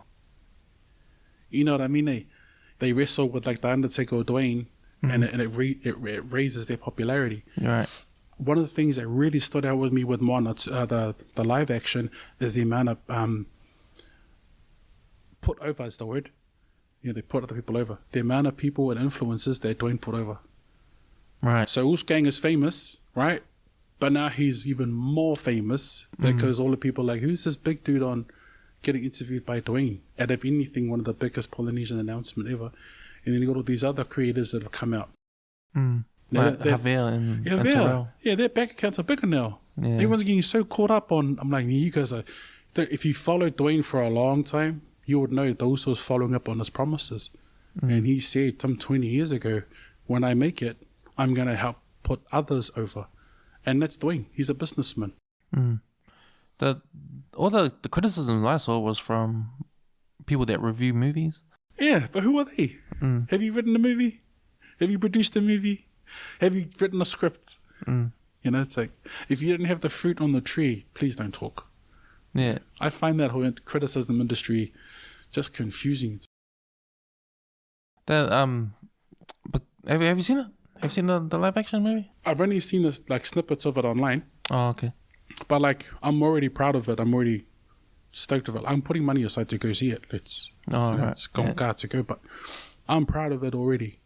So this is cool. Yeah. So what? It's going through Disney. That's an opportunity. Now go support Wolfgang more, support Javier more, support Fats more. They're the ones here because they are creating content for us also, those boys. But go and support them. Yeah, I have a different outlook on it. Yeah. Like, I get all that publicity stuff. It's what you need to do after you make a movie. You got to go around and help sell it. Yeah. So I guess that's what they were doing. Yeah. But the premiere in Australia, that's why they're down there. But yeah, you're right. Invite all these influencers to come help promote the movie as well. But sort of put them up as well. Yeah. And that's what happened now. So I don't really know the numbers on what happened with them. But man, when I heard about all the criticisms with everybody talking about like it's just the same as the cartoon. It's not. It's the same story. It's like they're saying word for word, and frame by frame, and so much CGI. It might as well be the cartoon again. And that was the criticism I heard. And I was like, oh yeah, I probably won't go watch it. Yeah, these are content creators that I had a little bit of an argument with from the States, and he was like, oh yeah, he was talking about how in the live action Dwayne is just being Dwayne, whereas if you listen to the cartoon, it's completely different. So as a voice actor, I broke it down for him to understand. When you're in the booth doing voice acting, you got the headphones on, you got the script in front of you, and you have to work out how to approach each line. And as you could be reading the same line 50 times, and the audio engineers will go, "Can we try it again? Can you try this approach?" And when you listen to say, you're like, Maui, here is a man and woman from the top. From the cartoon perspective, it rings better because Dwayne has had all the stuff edited. That line, he would have said, Maui, here is a man and woman from the top. He would have had to rehearse that 20, 30, 40, 50 times just to get that. However, when you flip it into a live audience, and now I'm speaking as an MC, your vocals operate differently. And so when they say that's just Dwayne being Dwayne, is because your time is limited now. You've only got 2 hours to shoot the scene. You can sit in a phone booth, or the recording booth, for 12 hours recording all the voice of the rec. So you're activating different muscles. You're now battling the weather. You have to hurry up because it's getting darker. It costs more money to get the artificial light. All the stuff, like the people who criticize that stuff haven't been in that space. So I did the most recent Lord of the Rings when it was in Kumbu. And so we got there 4 a.m, and we were in there doing scenes in the daytime. We had no idea, so it was an artificial light outside. Oh. And then we left at 2 a.m, thinking, it's still daylight. Go outside, pitch black. It's that stuff that people don't see. So when they go, You might as well have just done the animation. Yeah, but the script is not the same. From what I've seen, is the script is completely different, because in the live action, the delivery is a lot different. You're using different muscles, and you're competing with the environment. And you're not repeating the line so many times. Yeah, you have restrictions, and the director's going to get to the point where he's going to go, you know what, we'll make it work. Or it just hits the cutting floor, it never makes it. So I wonder, so this is different, isn't it? The big difference between the two. Yeah, it's that people don't appreciate because they haven't been in that space. Yeah. I get the criticism. I totally understand where people are coming from, and it's justified. But that comes from not appreciating what goes on in those worlds. Yeah, man. I did a video game. I was in the booth for 4 hours flat. Wow. And I had to drop on the floor. I had to slap myself. I had to dehydrate myself. I had to drink more water just to get certain lines. And you're hearing the guy goes, hey, it's cool what we've got today. Can you come back tomorrow? Went back the next day, 6 hours. Imagine speaking on the audiobook, doing the audiobook. Yeah. So a story takes me a good 3 to 4 hours to record. Because I don't have a soundproof studio. Right. So I'll be in the middle of telling the story. Stop. Oh, yeah. True. So it's but yeah, it's like the recording of the stories is the easy part. The 90% of it is just like, I don't like where the story's going. I'll change this. I'll change that. Yeah. What was that game you were voicing for? Path of Exile. And you had to you had to be physical to get the voice to work. Oh. So like the character when obviously when you fight him in the game, when he gets hit really hard, you have to do the voice of someone that's got hit really hard. And so one of the guys came in, and I'm just like, pause there and like get ready for it. It's like, bro, you can't seem to get the sound out. So what's your idea? And I'm like, bro, just punch me in the stomach. Really? Yeah. Boom. The guy's like, perfect. Oh, wow. So that's the stuff that happens behind in the booth that you're not gonna get that. Imagine if you had to punch Dwayne Johnson in the stomach 10 times to get the line right in the live action. You have to stop it because now he has to ice. Yeah. So that's why it took 6 hours, because you had to rest after that punch. It was a stressful. It was vocally stressful. And not only that, is I'm Samoan voicing a Māori character. Right. And so there's part of me too being fussy. I'm like, can I do that line again? Can I do that line again? Oh, by the way, who wrote this character? Where are they from? What's their marae? Then I have to go Google them up. Oh yeah, that's their normal, that's their whakapapa. That's the stuff that's the type of karakia they do. You take all that stuff into account. Wow, you really care about it. That's cool. Well, you have to. If you're really gonna deliver some, and more specifically that this is a Maori character, and so I can't flush around with that stuff. So if I'm gonna pronounce a certain word, then I have to say it correctly. There's another Maori character that's voiced by a Tongan. What's the Uso's name? He's on he plays a character on a navy boat, on a navy ship. Oh. And he ended up doing the haka. I forget his name. So a lot of those like I listen to that and I can kind of hear some of the sounds, and I can tell you're Pasifika. Right. Yeah. So yeah, that's right. I remember that video you did, and you were talking about different areas in Auckland. Yeah. You live at like yeah, like the West. Or different generation. Yeah. Because I can tell you now, I wasn't in the generation where we said, when we said, what's up, G? Or G. Yeah. G wasn't in the vocabulary when I was growing up. Yeah. I think G started, when did G start? Yeah. When did Oos start? You know what? That's a good question. Yeah. Because there was no Oos back then. My childhood is I only used that word with my siblings. Yeah. Yeah. I remember I went to Samoa in 2000, and that's the first time I heard the word seki. Yeah. but it wasn't just seki. It was seki alemea, Yeah. and everyone was saying it, and I never heard that before. Yeah. And it was slang. Yeah. That one and a few other ones. There were a few other ones, but seki that's now part of the language now. Yeah. You know, but I think that started around 2000, early late 90s. I think, Samoa. Yeah, and I think a lot of that too came from the ones from in Samoa, and then the ones who brought it over, because our version of seki is like it's our way of saying what they say in Fiji, where they say set. Oh. Set. And so for us, seki. Oh. Yeah. I picked it up when I started working with my brother.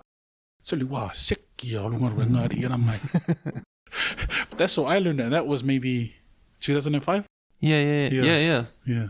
I think that's when it was popular, 2005. Yeah.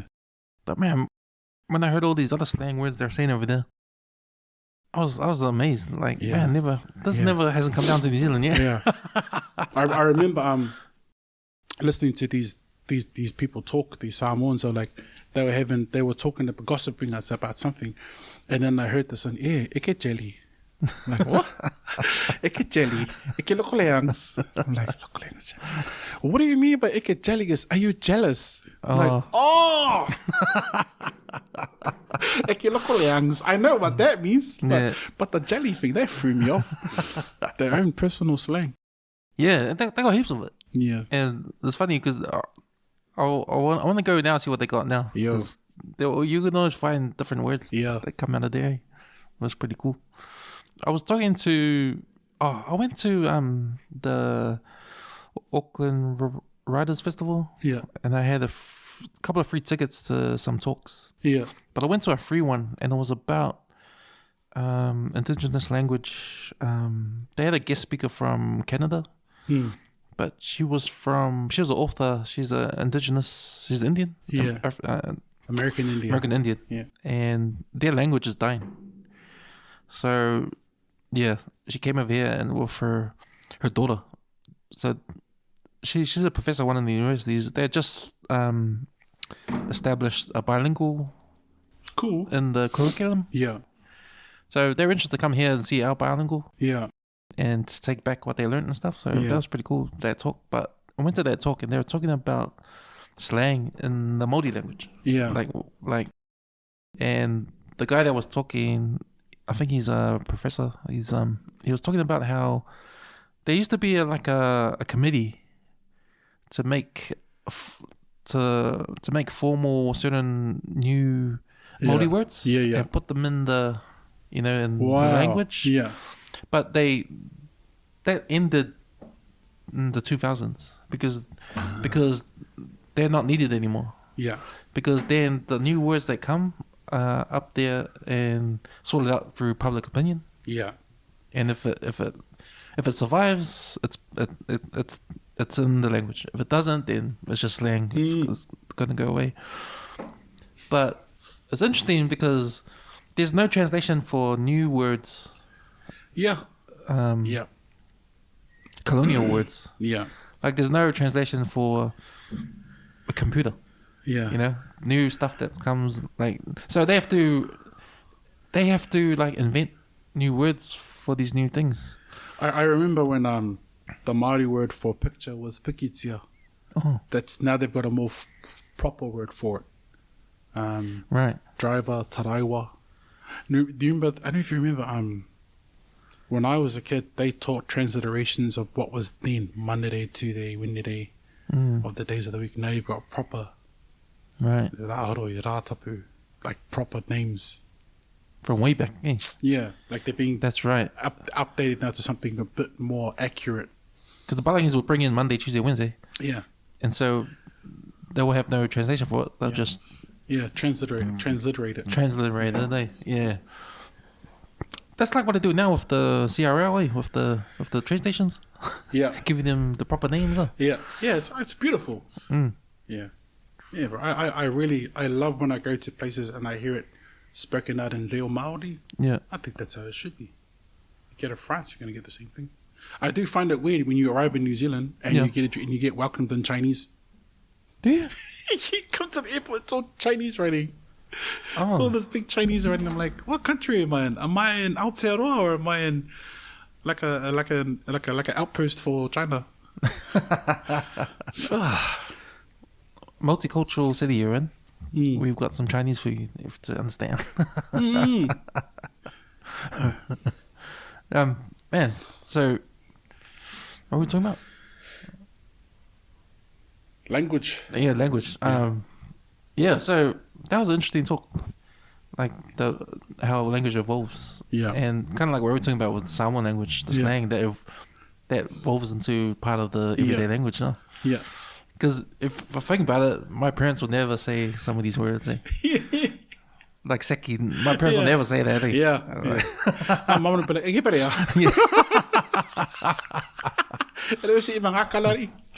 That's right. But you know that word will last. That word will go forward for us. I think the old word was ngā kongu. Yeah. Instead of seki, which was the proper word ngā kongu. Well, people still say that. Yeah. The old way of doing it. Yeah. Yeah. Have you been over to Samoa lately? Not since Mum passing in 2019. Oh, okay. But yeah, there's the slang was. I was buzzing at all these poor kids had the latest Samsungs and iPhones. Oh yeah. I'm like, hey. I remember arguing one of the kids. He goes, oh yeah, this is we have really nice ice cream. This is not ice cream. This is sorbet. I'm like, how do I explain to this kid the sorbet is different to your ice cream? Has he got some wine after that? Some cheese? Because man, sorbet it melts straight away. So all ice cream is the same, and I'm like, oh, you know what? I'm not even gonna argue this. That's funny. Did you? Oh yeah, because do you go there often? No. Yeah. I would like to go again. Same. I haven't been in a couple of years. Yeah. The goal is to go back home. You know, before the old man. I know, right. The scenes, but I'd love to go back home soon. Yeah. I didn't want to come back as well. Yeah. So how long did you stay there? I was there for 2 weeks. Oh yeah. I was ringing my wife, babe. You should come over. We should live here. This is where we are. I'm like, babe, no rent.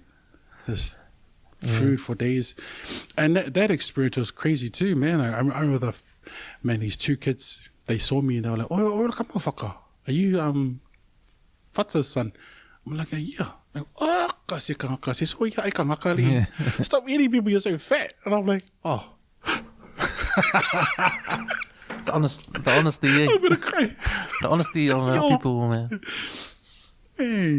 But that's the thing about over there in Samoan. Like, there's no, like, I remember a few years ago, this whole thing about woke and all that. Yeah. Coming, in the Western world. Yeah. And it's real polarizing, eh? People hate it, people go against it, people don't. What is it woke now?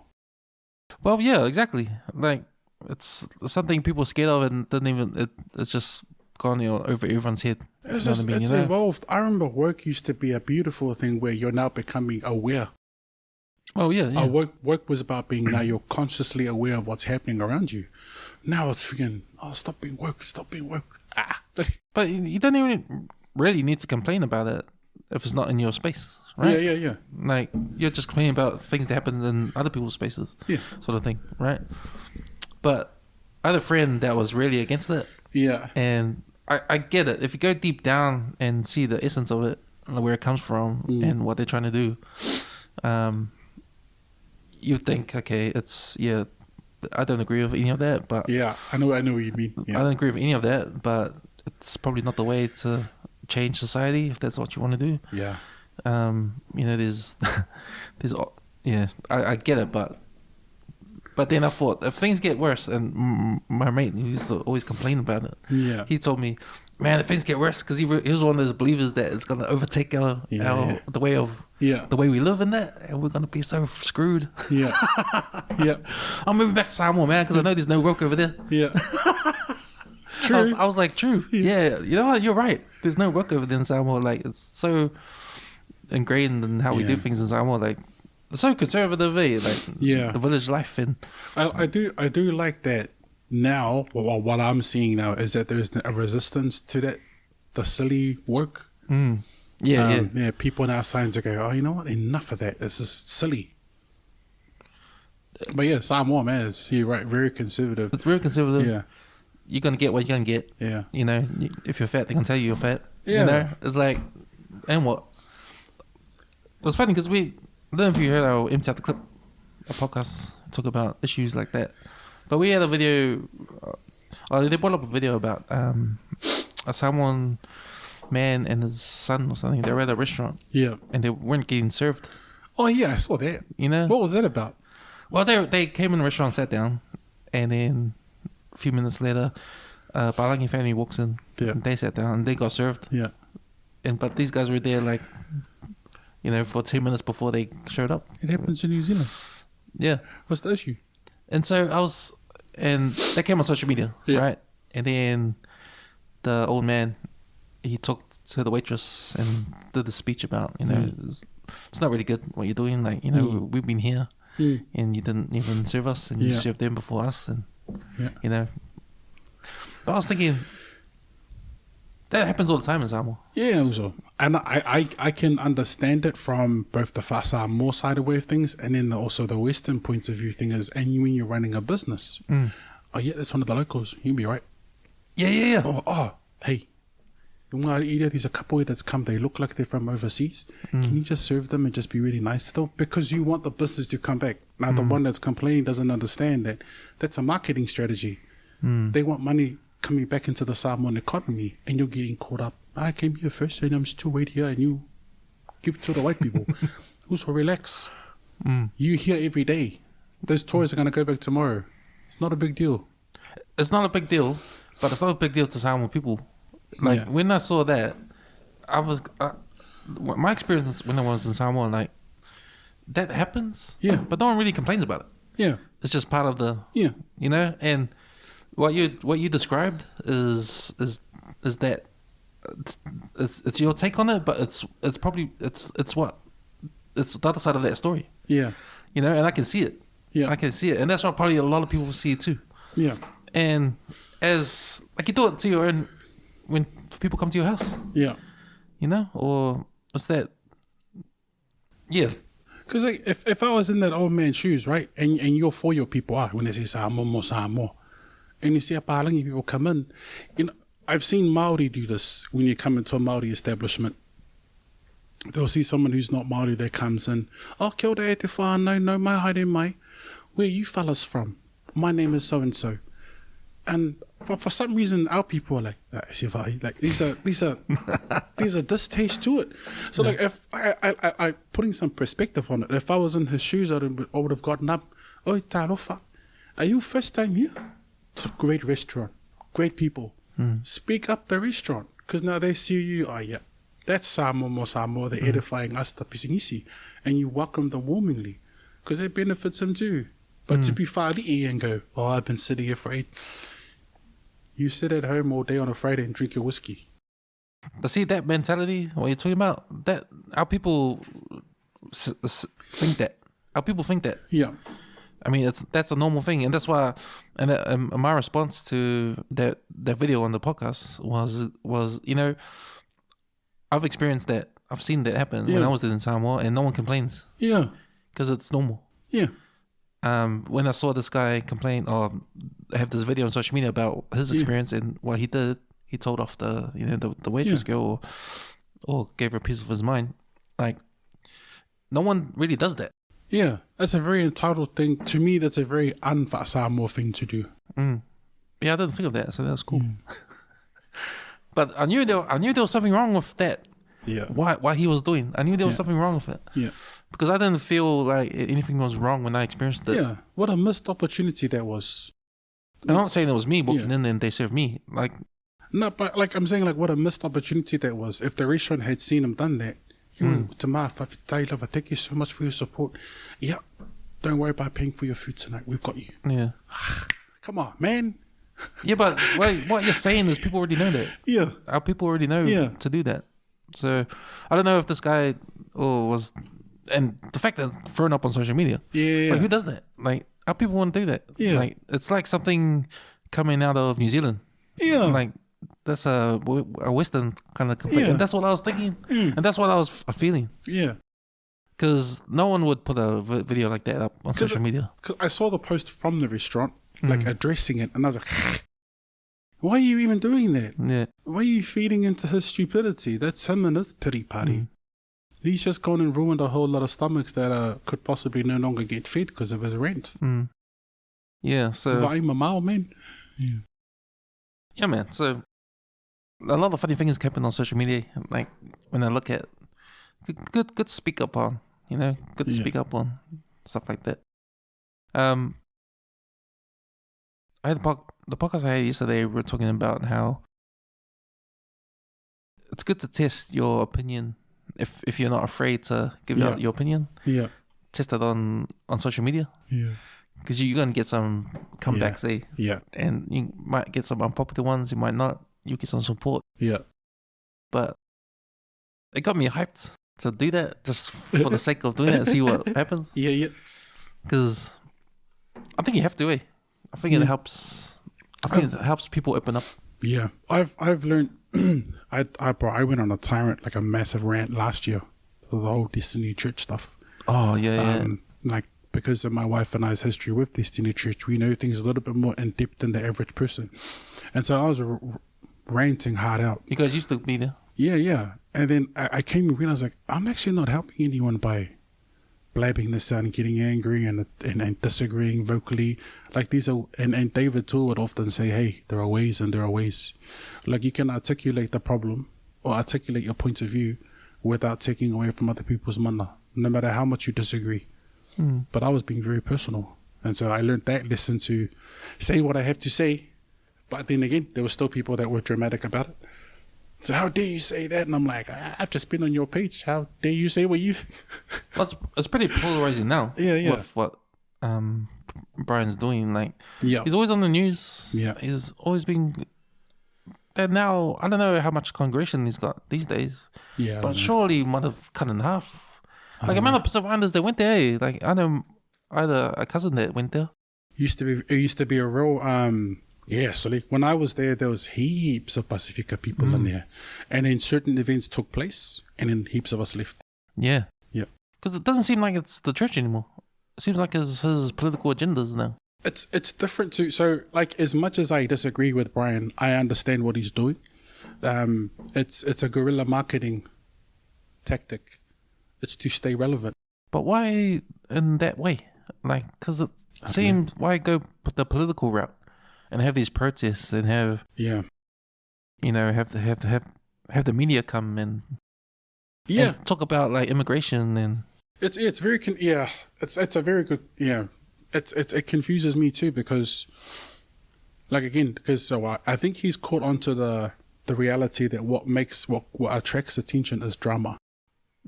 If you can emotionally enrage people, it'll get their attention. The problem is that when people are angry, they miss the message. Right. And I sometimes wonder, Sully, who's fact-checking your data? Like, you're blaming all... But it's gone to the point where I think he just loves it. Yeah. More than spreading the word of God or whatever this in church says. And it's also, like, for me, like again, my perspective has changed from last year. I've now been in the mental health industry, you know, more in-depth, like with high complex going into a year, and now I see it differently again. I'm now sitting here going, man, I'm starting to see signs of kind of elements of dementia that's kicking in. High suspicion, high accusatory, always going towards conspiracy theories. Those are symptoms of someone who's experiencing the early onset symptoms of dementia. So that makes me going, what's going on in his brain? How about his change of thinking? Okay, there's no longer a church, there's now a cult. I mean, you probably know more than me, but the church has gone down in numbers there. From what I've heard, yeah, it's not the force that it used to be. Wow, yeah. Which is sad. They did some amazing things, and as much as I disagree with them, they've done some beautiful things, but they've also done just some stuff that just lay my fau, man. And you just wonder what's next for them, eh? Like, yeah, that's a good point. How could they what would they keep going with? Yeah. If this is the brand Tamaki that we're seeing at the moment, and what does 10 years from now look like? Or what does succession look like? Is this going to be a movement that's going to...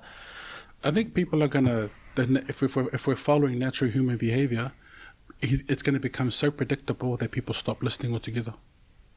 Yes. Yeah. Yeah. He could rant as loud as he can, but people just going to be like, whatever. Yeah. Well, which is sad. Well, people getting tired already. Tired of it already. He's a great communicator. When he has so much power to actually really influence people in a positive way. I wish he changed the way he approached things, because he does speak quite well.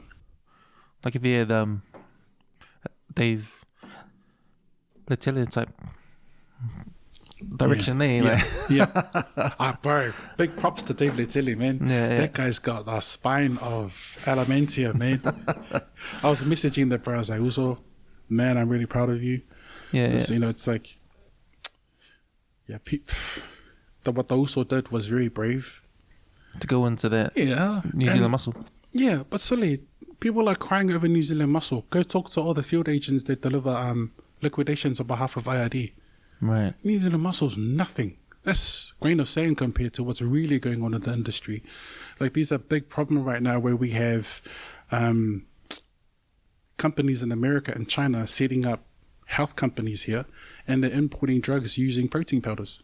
What? You don't hear about it? It's just NZ muscle is all you're seeing right now. But these, it happens. It's these protein shakes that have substances in there, but you'll never see them on the shelves. It's sold on the side. I'm not too familiar with any like these fitness supplements. I don't really take them. I haven't taken any. Like, I don't know. I've never gone into it, so I'm not sure who's the big guns out there now. But there's so many, bro. Yeah, there is. And recently New Zealand muscle's been in the firing line, but yeah, I don't know. There was other ones that are dodgy as. Yeah. And it's not just the health supplements that's the issue. It's happening across multiple industries. Right. Like, you've got modified food that's on our shelves and we haven't even checked it. So if you follow some of the stuff that Woolworths do and Pack and Save do, all of a sudden products are pulled off the shelf. Kmart's pulling stuff off because there are components in that stuff that weren't checked when they imported it.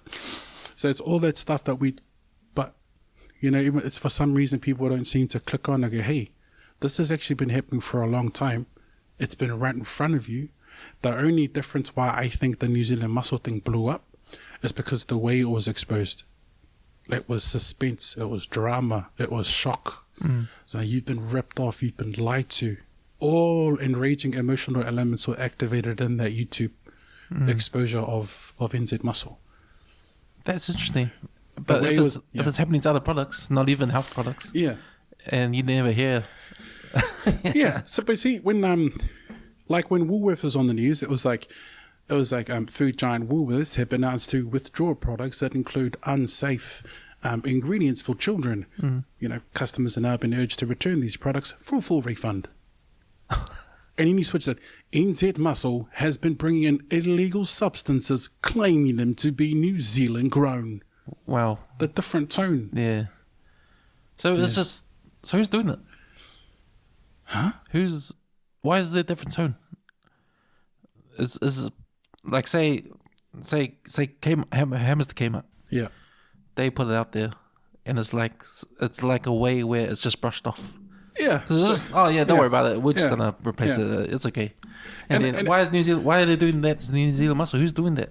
I think that what NZ muscle is doing wrong is they weren't being accountable.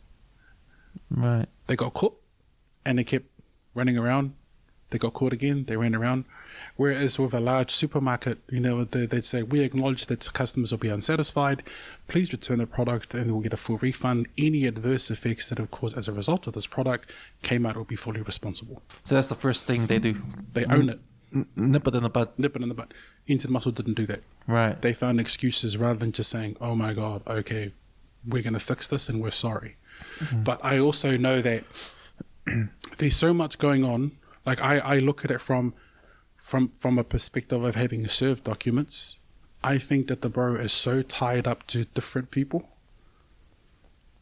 Different deals going on. That's made him end up where he is. Right. So it's like, what deals has he had to make that's resulted in him in running the business like that? These are just observations. These are not factual things. These are just from what I see, having served documents for a few years, to see what could be going on. I would not be surprised if there's a lot of deals that, Well, even with health supplement products itself, it's a real complicated product. Like, there's a lot of ingredients that go in, a lot of testing of these ingredients. You got to know where it's from. You got to know if it's dangerous or not. You got to know chemistry. You got to know the science behind everything, any one of these products, because they're going into humans' mouths. They're going into their bodies when they're expected to help with their, health journey. And as a CEO, you have to be on top of everything. You actually got to be a scientist to know what's in your product and what. And if anyone questions you, what does 648523 over O2 mean? Well, that is just blah blah blah blah blah from blah blah blah blah. And if you put it together with this other chemical, it's a safe blah blah blah. Like, I don't think this guy will know any of this stuff, right? And to me, it feels like. To me, it feels like you're just bringing stuff over to sell, not knowing your own product. Do you know? I this is what I see. I think it's Shopify gone bad. Right. It's drop shipping gone bad. Right. Hard out. Yeah. That's what it looks like to me. It's just like, oh, you've gone in. I'm gonna go back and do some reading now. It's like, how did he start off? Was he a Shopify guy before? Because he has other businesses, but it looks like to me it's just like, oh yeah, add this. No brain to think. Well, not knowing where your product's coming from, and if your product is a bunch of other products put into one to make one, then where are these other ingredients coming from? And that was the whole point of their return back. Was we got those ingredients that are pretty dangerous. Can we bring them all back? And like it's exactly, and like these are supplement that my friends are always trying to tell me to take. That the creatine, for example. And then my nutritionist is like, you've already got creatine in your system. Oh, yeah. It's already in you. Why you want to add more to it that's unnatural? And I'm like, oh. And you say, just eat right. Eat the right food before you exercise, and you'll have the energy to get through the workout. And I've adopted, I'm still a big boy, but I've adopted that. I know what not to eat that's going to make me lethargic on the bag. Boxing bag, by the way. That is the most valuable lesson we could learn when it comes to nutrition. That meat and veggies should be priority. Like, have your meat, but have more veggies.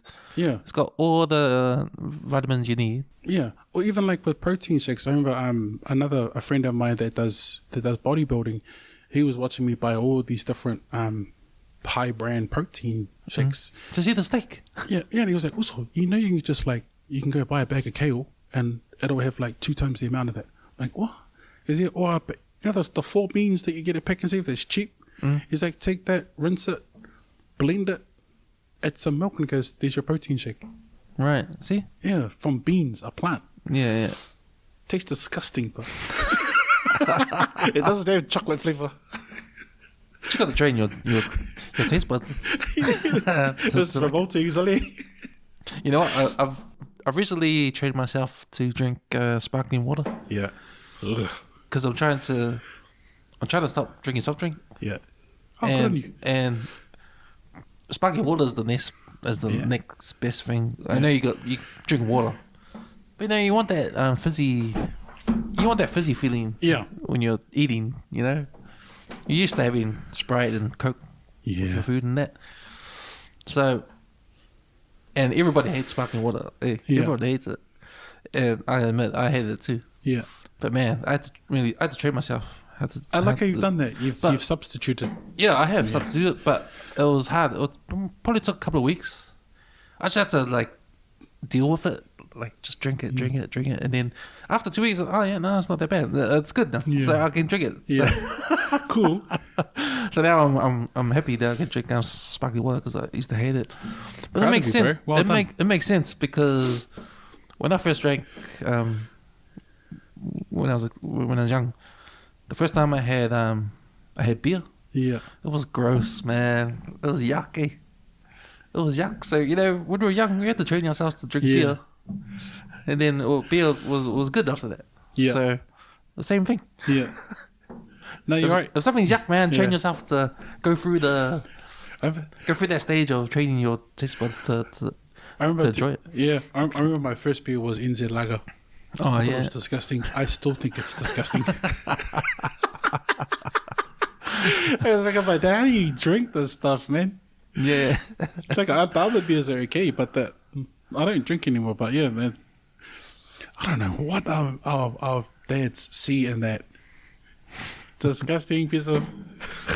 I think it's the alcohol. Yeah, it's not the taste. If you want to get a little tipsy, that's what you got to do. Yeah. You got to drink something yuck. No. So you just go in, and then all of a sudden, beer tastes nice. True. Yeah. Especially after mowing the lawn. Yo. Mowing the lawns, drink beer. Oh my gosh, you're sculling that down, man. There used to be me, man. Like, I've earned a beer. I've still got alcohol from my friend that got married in 2019 sitting in my fridge. Oh, like a bottle? No, like cans. Oh. Yeah. But I leave it there as a reminder. It's like, just remember what you were like when you used to drink Valeo. Should be off now. Yeah, it would be off, yeah. But it's a nice little reminder. It's like, hey, man, that used to be you. It's like, oh, yeah. Yeah. I still got my bottle of vodka I got for my 40th. Yeah. And it's been there. You are not older than 40. Huh? You are not older than 40. Yeah. How old do you think I am? I thought you were my age. I just turned 40. Oh, did you? Yeah. Oh, okay. Congratulations. Thanks, man. Yeah. No, I turned 40 6 years ago. Oh, no. 8 years ago. 8 years ago. You look well, my friend. I turned 48. Yeah. So I've had that bottle for 8 years. Yeah. Wow. And I don't know. Maybe I'll just throw it away. I don't know. It's vodka, so I think it lasts. I think vodka can last. Yeah. Yeah, if you don't open it. Yeah. It's a nice little reminder of what was. Well, I never had I never had the sort of special occasion enough. Oh, so you're like that now? I think so. Yeah. Because I was still there. I get like that, and then I get to the special occasion, I'm like, nah. Yeah. But then there's other things happen, like, we're going to a party, we're going to a birthday. I'll take the bottle, you're not drinking it. May as well give that as a present. I'm like, nah, just leave it there. Yeah. It's all right. my mindset now around drinking is that because my wife has seizures, it's like, I'll be like, nah, I'm right. Oh, yeah. It's like, what if something happens and I'm 2 bottles in? Right. I can't be afforded to be impeded in any way. But I get like that now, like I've worked hard, I've earned it, and then I'll go to the liquor store and I go, nah, I'm right. You know what stops me is the hangovers. That stops me now. I've only ever had one hangover, and that made me stop drinking and smoking stupid. Oh, just from one hangover. It was silly. I went to my neighbour's party upstairs and drank ridiculously stupid. Because I'm not an alcoholic, never been an alcoholic, but I tried to keep up with him and his Fijian boys. They had to carry me down. So I woke up the next morning, I thought I was going to die. Damn. Well, see, we're never alcoholics. We're always social drinkers. It just happens that socials happen every weekend. Those I look back at them and go, what was I thinking? Yeah, no, yeah, hangovers, like, I can't handle them now. Yeah. So, and at the time, like, if I have a good night right now at my age, Yeah. I'm out for the whole day the next day. Yeah. Like, I'm dead. I feel like shit. Yeah. I'm in bed. Yeah. Like, it'll be hard for me to wake up, get out of bed. Then when I do get out of bed, I feel like shit. I can't do anything. Yeah. So that's a whole day gone. Yeah. And I can't afford that right now. Yeah. Yeah. Yeah. So that's more on my list of not to do why I don't drink anymore. Or I like that assessment of it. Yeah. Because it's productivity. Yeah. I need to be productive. Yeah. Especially doing all this stuff. Yeah. Like it takes a lot of my time. Yeah. Yeah. And the weekend's pretty much the only time I can work hard on it. Yeah. And if I can't do it, and that's a day gone. Yeah. And I have to make up during the week after work. And after work is hard itself. Like, come home and Yeah, bro. I'm really tired. Man, that was me. That was me yesterday. I was supposed to go out and do some field visits, but because work was so dramatic, dramatic in the sense the patient was unwell and there was a whole lot of stuff happening. I came to Saturday morning, I couldn't get out of bed. So there's no energy, and it's a day gone. So now I'm thinking the next week ahead, I'm okay, cool, I need to dial back on how passionate I am about that. Pull right back so that I have energy for my business. Yeah, I mean, it's a necessity, eh? It's a necessity. You got to spend time on it. Otherwise, if you don't, then what? You don't love it. Yeah. Well, you shouldn't do something. You should do something else then. Just becomes an idea. Yeah. But you're would you consider yourself a content creator? Yeah. Just not as hard out as the others. Yeah. These heaps of stuff. My friends are still hassling me. I was always like, also use your accent to create comedy. I'm like, oh, that means I have to get someone to write it for you. I can write it myself. Oh, yeah. But it's just like, because I'm like, okay, cool, what app do I need to use? Because obviously I'm going to have to change filters for different characters. I tried it and my brain was just like, the ADHD was just like, nah, I could never finish it. But that might change in 2 weeks if I end up on the... So you have ADHD? Yeah. How bad is it? The assessment is, I scored high in the assessment.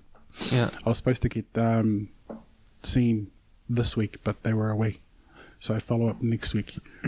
But it's a over hyperactive focus. Either I focus on something way too much, or it's overactive in the sense that I cannot. I'll go from here to here to here to here to here to here to here to here. Like go sideways rather than forward. Like multiple tabs open. Right. Yeah. Rather than close every other tab, but just focus on the one that you need to do. So that's the obstacle you're facing. Yeah. As in I'm sitting here and I'm still mullering over my head the banging noises that I've heard, the doors closing, it's cold outside, my feet are cold. I'm feeling everything all at once. Whereas they say that if I do get medicated, I'll just be dialed into this. Right. Yeah. I'll focus on the one thing. Like there'll still be that over hyper part of it there, but it won't be so loud.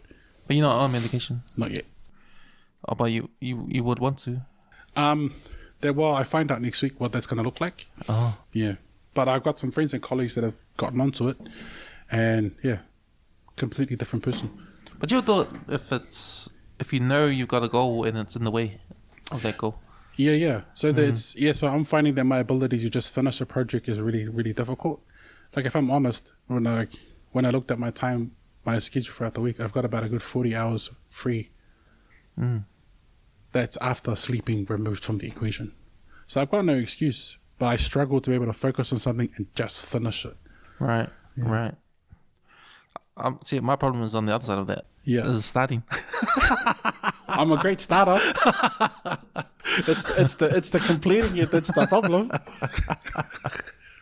Yeah, I could never start stuff. I always think, my problem is procrastination too. Yeah. I procrastinate all the time, man. Yeah. I know I do it. Yeah. And I hate it. It's annoying. Yeah. I wonder if there's a pill for that, but I probably won't be. But there's an example today of the ADHD kicking in, is that I had to force myself to clean the kitchen properly, do the dishes properly, wipe it down. Then I had to go fold the laundry because my wife she's still waking up with the way her meds work. And then my wife walks in and she sees the change in my brain. I'm going, oh, this is annoying. It's taking too long. And so she comes in and then starts helping me finish it. Right. So that I don't just get up and go, I'm going to make a Milo. And then I end up scrolling on YouTube for the next 2 hours. Oh, okay. So distractions come into it? Yeah, sorry. Easily distracted. So I've tried to, as best as I can, to teach myself not to get pulled away. If I'm at work solely, I can be dialed in, super focused. It's when I have my downtime that I'm easily distracted, where I should be reading a book, I should be writing a story, I should be recording something. I think I can understand, because when you're at home, there's a lot of distractions at home. Yeah. The TV's there. Yeah. There's the bed there. Go sleep. Yeah. The phone is in your hand. If the boss is not there telling you to get off your phone. Yeah. Yeah. So it'll be hard for you to work from home. I thought it was cool to work from home. Nah. I'd rather keep work at work. Yeah. Yeah, that was the thing after COVID. Everyone used to be working from home and that. But I like being home, but I didn't like working from home. yeah. I soon realized, nah, man, this isn't the deal. Work is now coming into my private space. Mm. So you get those pills. Then we'll see a lot more of your content online. We'll see. What happened? Or this is just plain laziness. The pill's not working. Yo, Joseph's just lazy. My sister would be like, It was just a placebo, was it? Yeah, but it's like the ADHD is a very interesting space because it's one thing to get assessed and get medicated, but you also have to remember that it's amphetamine. So it's basically like a bit like cocaine to help your brain focus. So it's a real serious thing that if you get assessed for it and you go onto it, you just have to be aware of what that medication can do to you. Yeah. Yeah. So you either go from being hyper focused and it dials up the greatness about you, or some people turn up just becoming jerks. I'm taking a bunch of pills right now. I'm taking a bunch of pills because I had a blood test and I was leaking protein. Oh. In my kidney. Oh yeah. And so doctor said, just gotta slow down on salt and slow down on junk food and some more healthy food and that. Yeah. Because the reason why I went for blood test is because I had gout. Yeah. And man, fuck sucks, man. I have no idea what it's like. I feel sorry for you guys, man. Like sore, I see it and I'm like, that looks painful. very yeah. I can't relate. It's painful, man. But I get it on my elbows and my wrist. I don't get it on my foot because my remember that medical event I had? Yeah. Yeah, I had an infection. Yeah. That killed some cartilage in my hip. Wow. And then my toes. So that's pretty serious that it had the ability to erode your bones. Oh, the cartilage. The cartilage, yeah. It did. And it's in my toes, right? Mm. And because it's in my toes, it's fixed, but it fused some of the bones. Yeah. So there's no more joint in my big toe. Yeah. It's just a stump. Subtoey. My big toe is a stump. But because there's no joint now, Yeah. the gout can't go there.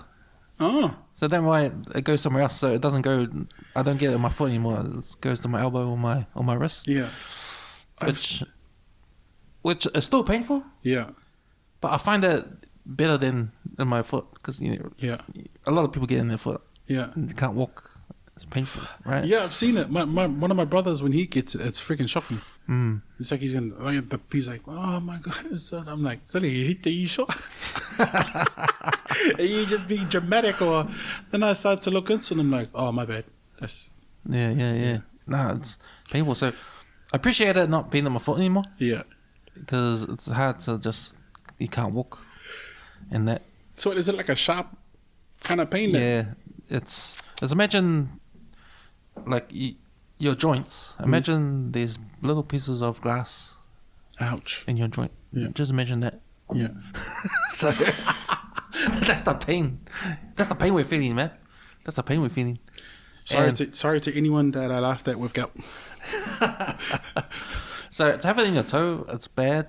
But to have it in your elbow, it's bad too, in your wrist. But at least I can walk. Yeah. And I can just hold my still. Yeah. It's still painful, but I'm like this. I'm like this. Damn. But at least I can walk around. But I couldn't use my mouse at work and that because my arm. But yeah, it's painful, man. And because I had that, I stopped taking because you can take allopurinol, which is a pill you have to take for life. Yeah. That's because all it is it's uric acid. Yeah. So when we eat meat, red meat, yeah. seafood, drink alcohol, uric acid goes into our kidneys. Yeah. And then if it's too high, if there's too much uric acid, it can form these crystals in your joints and turn into gout. Wow. So that's why they say don't eat red meat or seafood, alcohol, especially beer. Yeah. So it was funny. I had gout, and then I got my blood test, and then that's when they found out I had to eat healthy. Yeah. And man, I was figuring out like how did I get gout? Yeah. And it's, no wonder. I completely forgot. I went to this wedding 2 weeks ago. Oh, yeah. And all they had at the wedding was beer and seafood. Yeah. Oh. So that combination alone, man, just kicked off my gut. I wonder if it's genetics, because I know brothers that eat protein and eat crap loads of seafood and drink no gout. Yeah. It's probably I don't know, but when I first got gout, the doctor told me, did you have an injury? Injury? And I go, oh, what's that got to do with it? Well, I was thinking, what's that got to do with it? Yeah, I did. Actually, I sprained my ankle because I went for a run and I sprained my ankle. Yeah. And it didn't really heal as quickly as I thought. And then so I went to my toe, and that's when I had gout. Wow. And the doctor said, oh, nah, you have gout then. And I said, oh, how did I get that? He goes, do you drink beer? I go, yep. Do you eat seafood? Yep. Do you eat protein? Do you eat red meat? He goes, yeah, every day. Like, and then, well, did you have an injury? He goes, yeah, I sprained my ankle. Yep. It's gout, because sometimes an injury can trigger it. Yeah. Yeah. So apparently that injury I had when I sprained my ankle triggered the start of my gout. So like it activated something in your body to... Yeah. And then after that, I got gout all the time. Like, not all the time, but every time I went hard at with beer, seafood, and red meat. Yeah. Sorry, bro. I'm really sorry to hear that. So that's my gout story, man. Yeah. That's my gout story. Yeah. But man, some people have really bad, like hospitalized. Yeah. Because of it. I've seen posts like some of the pages that I'm on, we have men posting, man, does anybody have this, man? My gout's really bad. Like they're bedridden, they can't get up. Yeah. Like far out.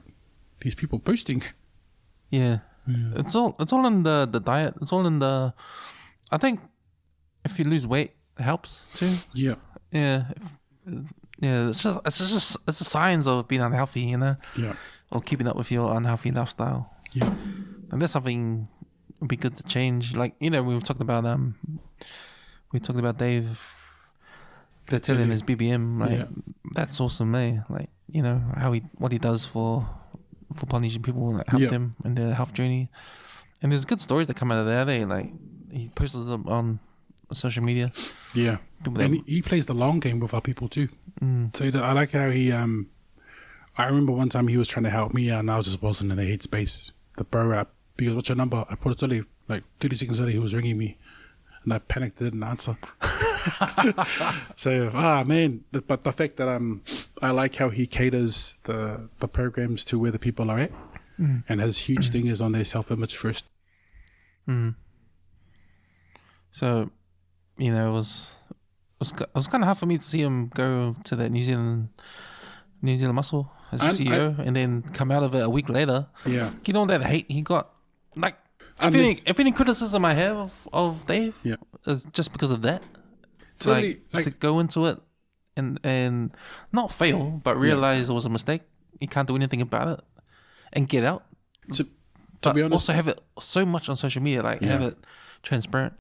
To be honest, man, like I think it's a perspective thing too, because I have mentors who are wealthy, who've gone and invested in something that didn't work out well. So I could see what he was doing as someone who had a little bit of cash on the side. He goes, cool, let's give me 10%. See what I can do to turn it around. Went in there, realized, nah, I can't salvage this. So yeah, that's normal in business. And just lose that money. Yeah, but it's normal. It's weird. It's hard for people that have never, like the majority of us don't know what it's like to be an investor. So we'll criticize, not realizing actually he's pulling a move. He probably has his hand in multiple different things that we just don't hear about it.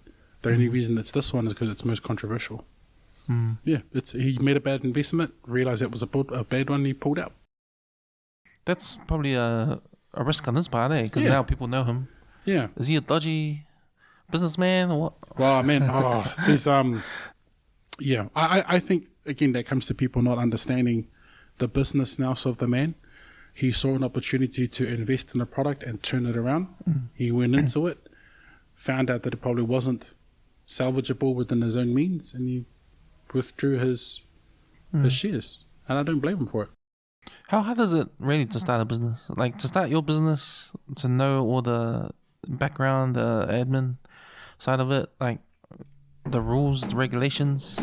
I guess being the world of a debt collector in New Zealand, there's a lot of regulations around it. Heaps, yeah. Taxes and financial. No, that's the surface stuff, the tech stuff. The stuff that I had worked under other people who had shown me the ropes, and then kind of working with these different uniforms that I got to learn the other important stuff. In collections or any business really, things that you got to have, things like public liability, personal indemnity or professional indemnity, and then you got statute liability. All these very valuable insurances that you need to have, even online. I think it's another form of liability if your email leaks and it has sensitive information. That's the serious stuff behind I learned about a business. Easy to start one. I find the hardest part is actually maintaining it. And they say that if you can survive 5 years, you'll make it. I'm in my 3rd year. Oh yeah, that's good. But even to protect your business, like knowing all that legal stuff too. Yeah. I mean, I find that it's a daunting task. Yeah, and it's a careful thing too, because that's why I have things like, professional indemnity in case I give legal advice and it's wrong. So I try to, what I'm learning in the business that I'm in is that when I give people advice, it's just a perspective. It's like, hey, this is what I know. This is what could potentially happen. If you don't, take this into consideration, this is the likely outcome that could happen. If you don't heed what I'm trying to tell you, so. Call these people, these are experts in dealing with this type of thing. I strongly recommend that you seek their advice. So I try to deflect it from myself as much as possible and not give any, unless the client specifically tell them we're going to take them to court, then it's a different story. Has there been, is there any situation where there can't be a way out? Yeah, heaps. Wow. So what happens to them? Well, that goes back to the client, the business, for them to figure out.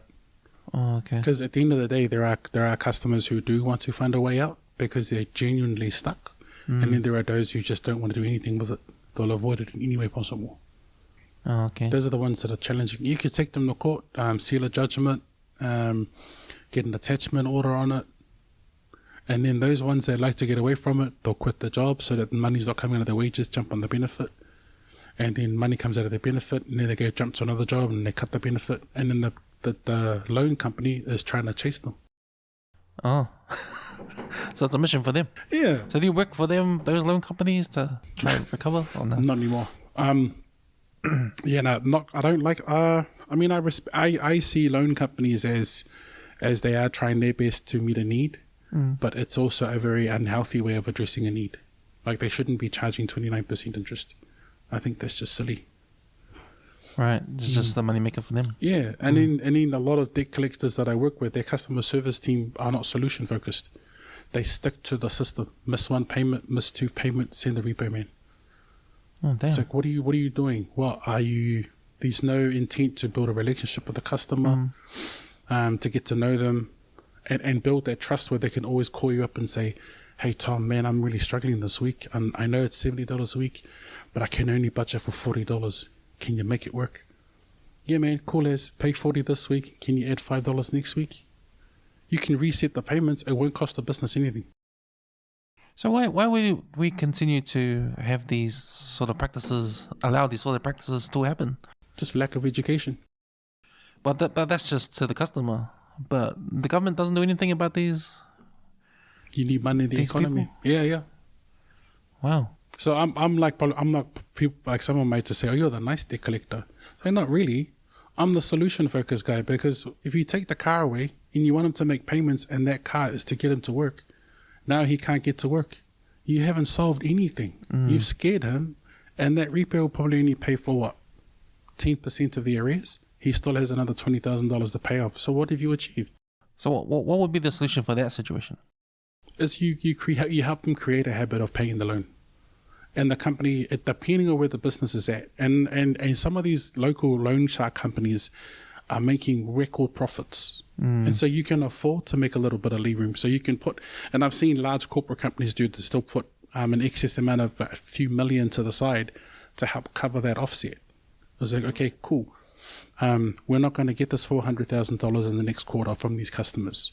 So what we'll do is we will mitigate that by putting this profit margin on the other side to help balance the books out when it gets into a loss, because it's still a write-off for them.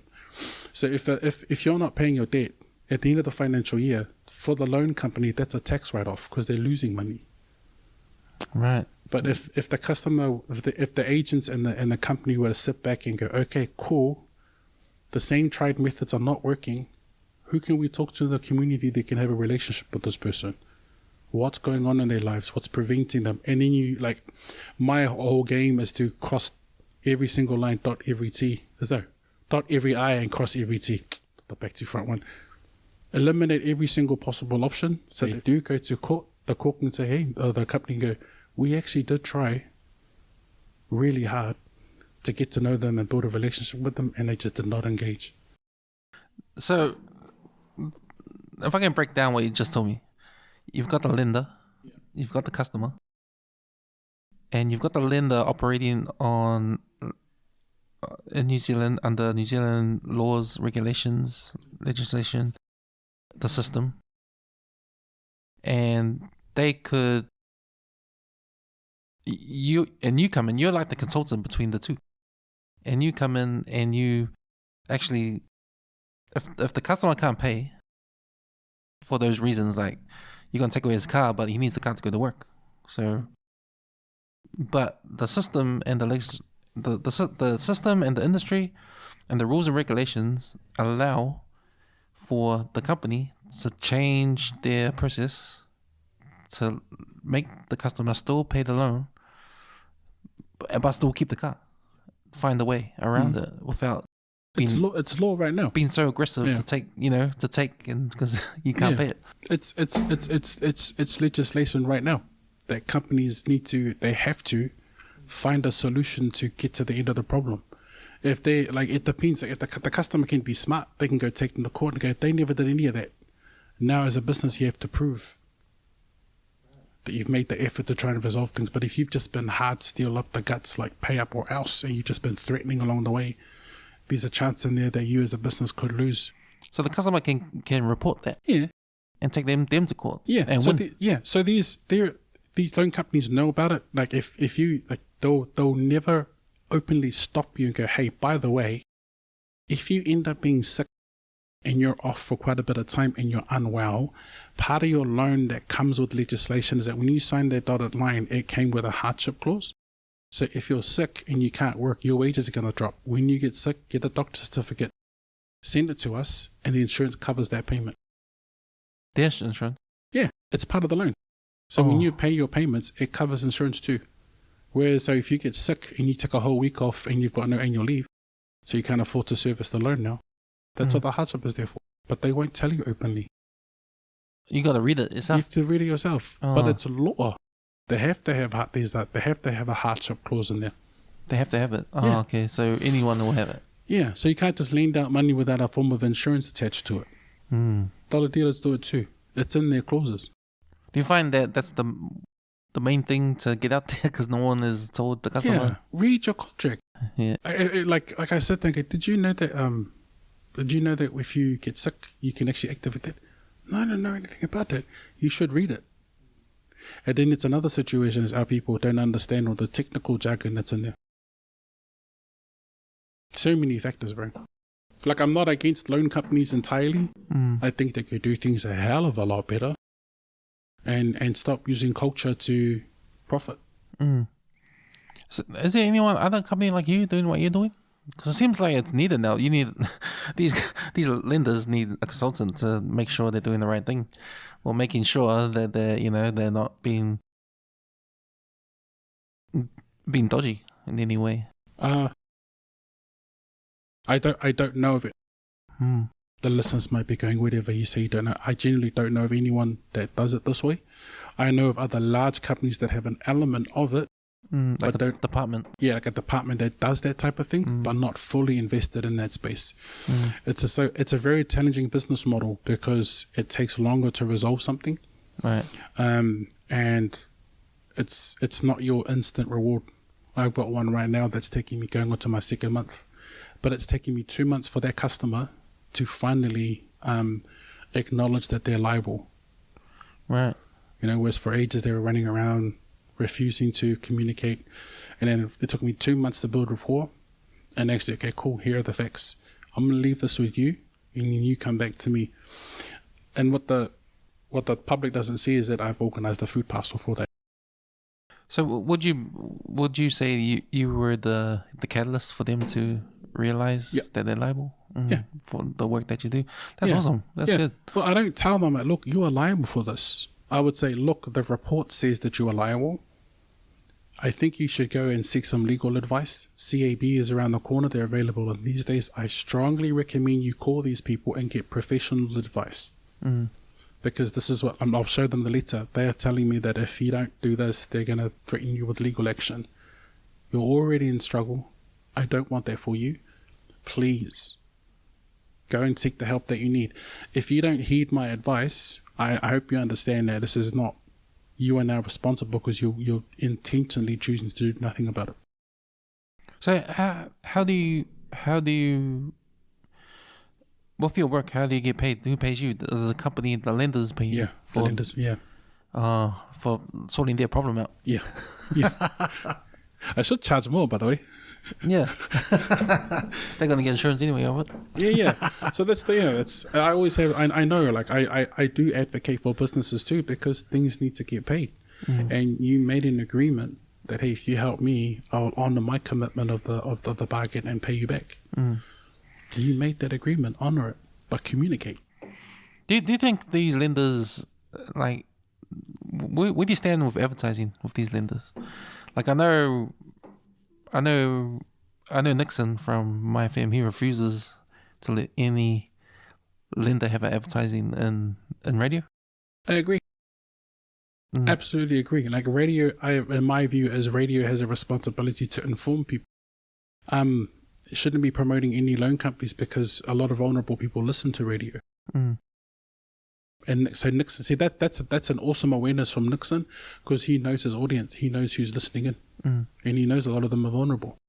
Yeah. I was trying to get a balance when that's going too far. Yeah. But I remember you saying in some cases financial companies are good. And in few cases, I guess you don't need advertising for that to realize that. Yeah. Loan sharks exist because the entire financial system is flawed. Like, you can get like, once your name is bad with the bank, they won't touch you. Right. It was weird. Like, you can't go, like, don't quote me for this. From what I understand is you can't go and put a mortgage down for a house if all your debts are not fully paid off and you've been debt free and shown good habits for 6 months. For 6 months? Yeah. Like, you can't just, if you go there and buy a house and you've got a $10,000 credit card, you're not going to get a mortgage. They're going to look at your habits. Where are you shopping? What are you buying? How often do you do it? How much are you putting aside? Because the bank is going, cool, well, we're happy to give you $800,000 for the house, but how can we trust you to make the payments? And they'll look at it 6 months. They're like, oh, now you got bad habits, decline. And then a mortgage broker comes in to fix that problem. Yeah, exactly. There's always a problem that someone's going to come in and try and fix. So, with your experience and how many years you've been in the industry, where do you see our Pacific Island people in the debt space? Like, are we looking up? Are we getting out of it? Are we in a bad position right now with how many families under the debt umbrella, or are we getting smarter about how we spend our money? I'll have to go and do the data research on what that actually looks like. But from the mindset that I draw some of my understanding of it off what I see on social media and the language of our people. So there's so many Pasifika and organizations that are out there actively trying to address debt, but our people don't want to follow them. Why? Is it that embarrassing thing again? Yeah, I think so. I think it's that element of not wanting to expose their financials and where they're at, but not recognizing that these organizations exist because they're trying to help you. How do we change that mindset, though? Like, how do we change that mindset of, okay, we're in trouble if we don't do anything about it. Yeah. We need to, there's help out there. There's people like you. Heaps of help. That are helping. Yeah. But especially people like you. Like, helping specifically. Yeah. Like, we got to trust, right? Yeah, and I think you have to come down to the final reality of it all is that at the end of the day, they have to want to help themselves.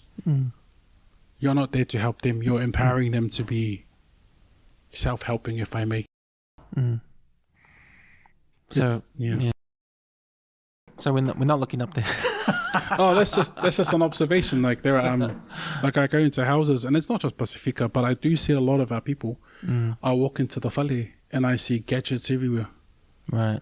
And sometimes I'll see the bin packed with alcohol bottles.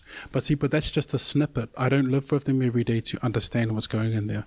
How do I not know that 80% of that bin with alcohol is from the neighbor? Yeah. See, all these things you have to take into like, and then you look at all the takeaway food and you go, oh, they're eating bad. But you don't realize that they're working 2 jobs. They've got no time to cook. So takeaway is the logical thing so that you have more time with your kids and the family. What's the cheaper foods too? Yeah. It's so expensive to eat healthy these days. Yeah. And a lot of it to do with time too, that I've learned with families is, that's why they get, if you're not aware of it already, they're slowly getting rid of the word budgeter. Yeah. And they're now going with the name financial mentor or money mentor, which I think is better because a budgeter comes with the old school narrative where they go into your bank statement and go, nope, stop that, but not dive into the story as why as a single mum of 4 kids buying takeaway 5 nights a week. That's 4 kids you got to wake up in the morning, get them ready for school. That includes checking whether or not they're in the bed. You've got to shower them, clothe them, give them breakfast, pack their lunches, send them off to school. Then you're going to come home, clean the house, reset the rooms, do the laundry, prepare the food, all before 3 o'clock and the kids come back. It's the reverse process. And brother, if the mum then factors in cooking all the way through, there's heaps of other stuff that now they can't do, including time to themselves. And so now they can't settle the kids properly because you want your kids to come home. I'm not a parent, by the way, but this is what I've learned from what I've seen, is that the reason why they got takeout is that it allows them more time to vacuum, to clean, to do the laundry, or go to their part-time job. It's just easier. It makes sense. And so organizations then come in with these different help systems. It's like, have you considered prepping your meals and then freezing them? Like, can we help you with a food parcel once a week? All these little...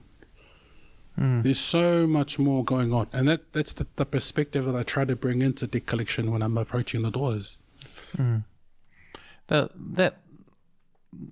the evolution of lifestyle in terms of like, because money is so tight these days, and so you're not getting as much money as you did before. You got to work 2 jobs. You got to have a full-time job and a part-time job. Yep. Just to, and still not make enough. Yeah, and you see it reflected on our young people. Like right now, the media and the government picks on the young people, saying, "Oh, RAM rates and that." Like that in itself is a complete misdirect. Like the RAM rates are not as bad as they make it out to be. No. And for a while, the Labour government during COVID, they were labeling shoplifting as RAM rating. So if you stole a lollipop, that was labelled under RAM rate. Oh. So it wasn't an honest picture of what was really going on in terms of what a RAM rate is. And then with these kids will go into these programs with, kainga ora, if they're in a kainga ora house, the social worker, oranga Tamaki, they come to the table when you realize the parents are working 2 to 3 jobs. So who's raising the kids? The streets. If they're hungry, steal a pie from the dairy. But before we jumped on mics, you talked about your work with Mahitai. What is that? So there, it's a beautiful organization. It's a kaupapa Māori organization that works in the diverse fields of mental health, where they use a lot of cultural approaches to help kind of get around what mental health looks like. Trying to help what they call whānau. Instead of patients, we say whānau whaiora, to get some level of independence and normality, rather than just being, kind of just stuck in a kind of like a traditional cycle. How's that going? It's exciting work. It's very demanding. I think anyone in the mental health space, man, I think it's a very underappreciated industry. like mental health, especially when they're living in the community. You have to be mindful of your whaiwara's well-being, but also their neighbours and everything else that comes with it. It's very rewarding work. Now, that's good, because, man, the government throws a lot of money into mental health. And I always wonder... Not at the moment. With this government, anyway, yeah. Like, I always wondered what the effects of that would be, Like, especially if now they're not throwing any money to it. But they never had much money in the first place. Like, there was a lot of money, but it didn't seem like it was going to the right places. And I remember having, like, I've had social workers come on the podcast and they say, like, the biggest problem with some of these programs, especially for the youth, is that there's no, after the program's finished, there's no follow up. Yeah, it's especially when it all depends on how the contract is set up.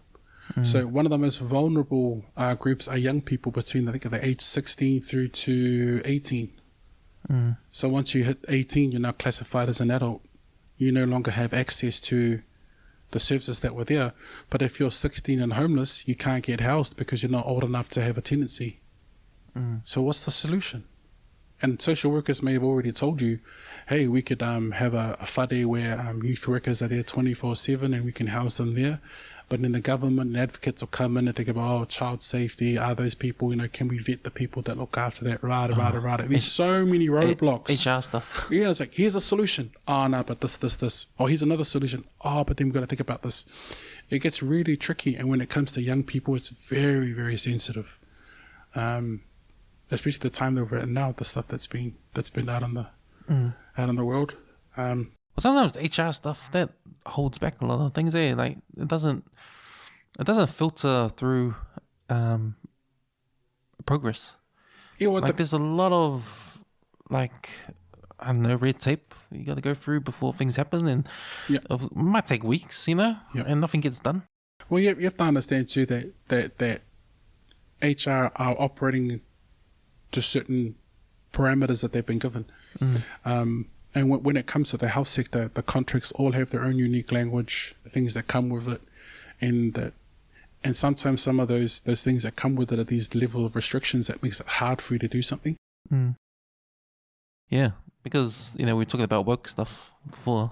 Yep. I think half of HR is based on their work stuff. That's why things don't take longer to get sorted out. Yeah, it's like, honestly, I think if people up in the government level really did genuinely care about society, they would invest heavily in the health system, because you want to treat all the people that are at the bottom of the cliff. I know you probably heard of it before, where someone would say, oh, we're trying to save people who are on the edge of the cliff. We can't be the ambulance at the bottom. Yeah, but 90% of the people are at the bottom of the cliff. You've got help them. Well, are people being on the news when it comes to the health? Like, we're not going to the doctors. We're not putting our hand up when we need help from the doctors. We're not. We still, our death rates are still younger than any other ethnicity in New Zealand. And I heard the ACT Party talk about, how they want to change all that, like make things all equal but they've had that equal thing before with the Treaty of Waitangi, like equity, but they're sneaky because they use the word equal, right? But they say that like everyone in New Zealand is equal, but we're not. No, and that's the problem. Yeah, everyone loves to be equal, and they look at ACT and they say we need things equal. We need, Treaty of Waitangi doesn't cater for the equal. Anything equal in New Zealand, we got to change it. Which is silly, because... But it's like, bro, Māori haven't been equal at all. Yeah, but that's one of the most dangerous narratives from ACT and New Zealand First and National. It's this whole idea is that the Tiriti o Waitangi creates inequality. It's a complete lie. No. If you go into the articles, it actually looks after everyone on an equal level. It looks after everyone. No one should starve under the Tiriti o Waitangi. No one should be able to not afford their powerball under the Tiriti o Waitangi. If it was respected in its full context, there really shouldn't be any poverty. But here we are, they're saying, it creates inequality. No, it doesn't. No, that doesn't. But their narrative is actually dangerous. It is, and it's because the Palangis that don't understand, they look, oh yeah, it should be equal. Yeah, it should be equal. Why can't anyone that comes into this country have the same rights? And but it's another thing. I'm learning also. I'm still evolving. Is it Palangi or is it those elite business people that we don't see that are making all of these corporate decisions that's impacting the greater population, and so we blame one people? Well, that's the man, right? That's the man, the 1%ers. Yeah. That's the man. Because our Palangi neighbor down the road, he's not intentionally trying to make you poor. Nah. You know, when I say Palangi, I mean the man. Yeah. Like, I know African Americans, they say the man when it comes to the 1%ers. Yeah. And it's usually the white man. Yeah. As a generalization. Yeah. So when I say Palangi, that's what I mean. What are your thoughts on, and I know so there are some polys out there who are well off, but they won't help the community. Who are they? Name them. Name and shame. I can't knock on that door. But I'm saying like it's not The Rock, is it? Nah, man. that guy gives away way too much money. Like the documents that I would serve, a lot of them were Pasifika. Wow. Yeah, money in taxes not paid. And then I look into them and I'm like, man, they're either shell companies or they've been set up to support the community and they actually haven't done anything. And then it angers the genuine ones that are out there who are trying to make a difference. Yeah, that's interesting. I haven't met any. Name a shame, man. Come on.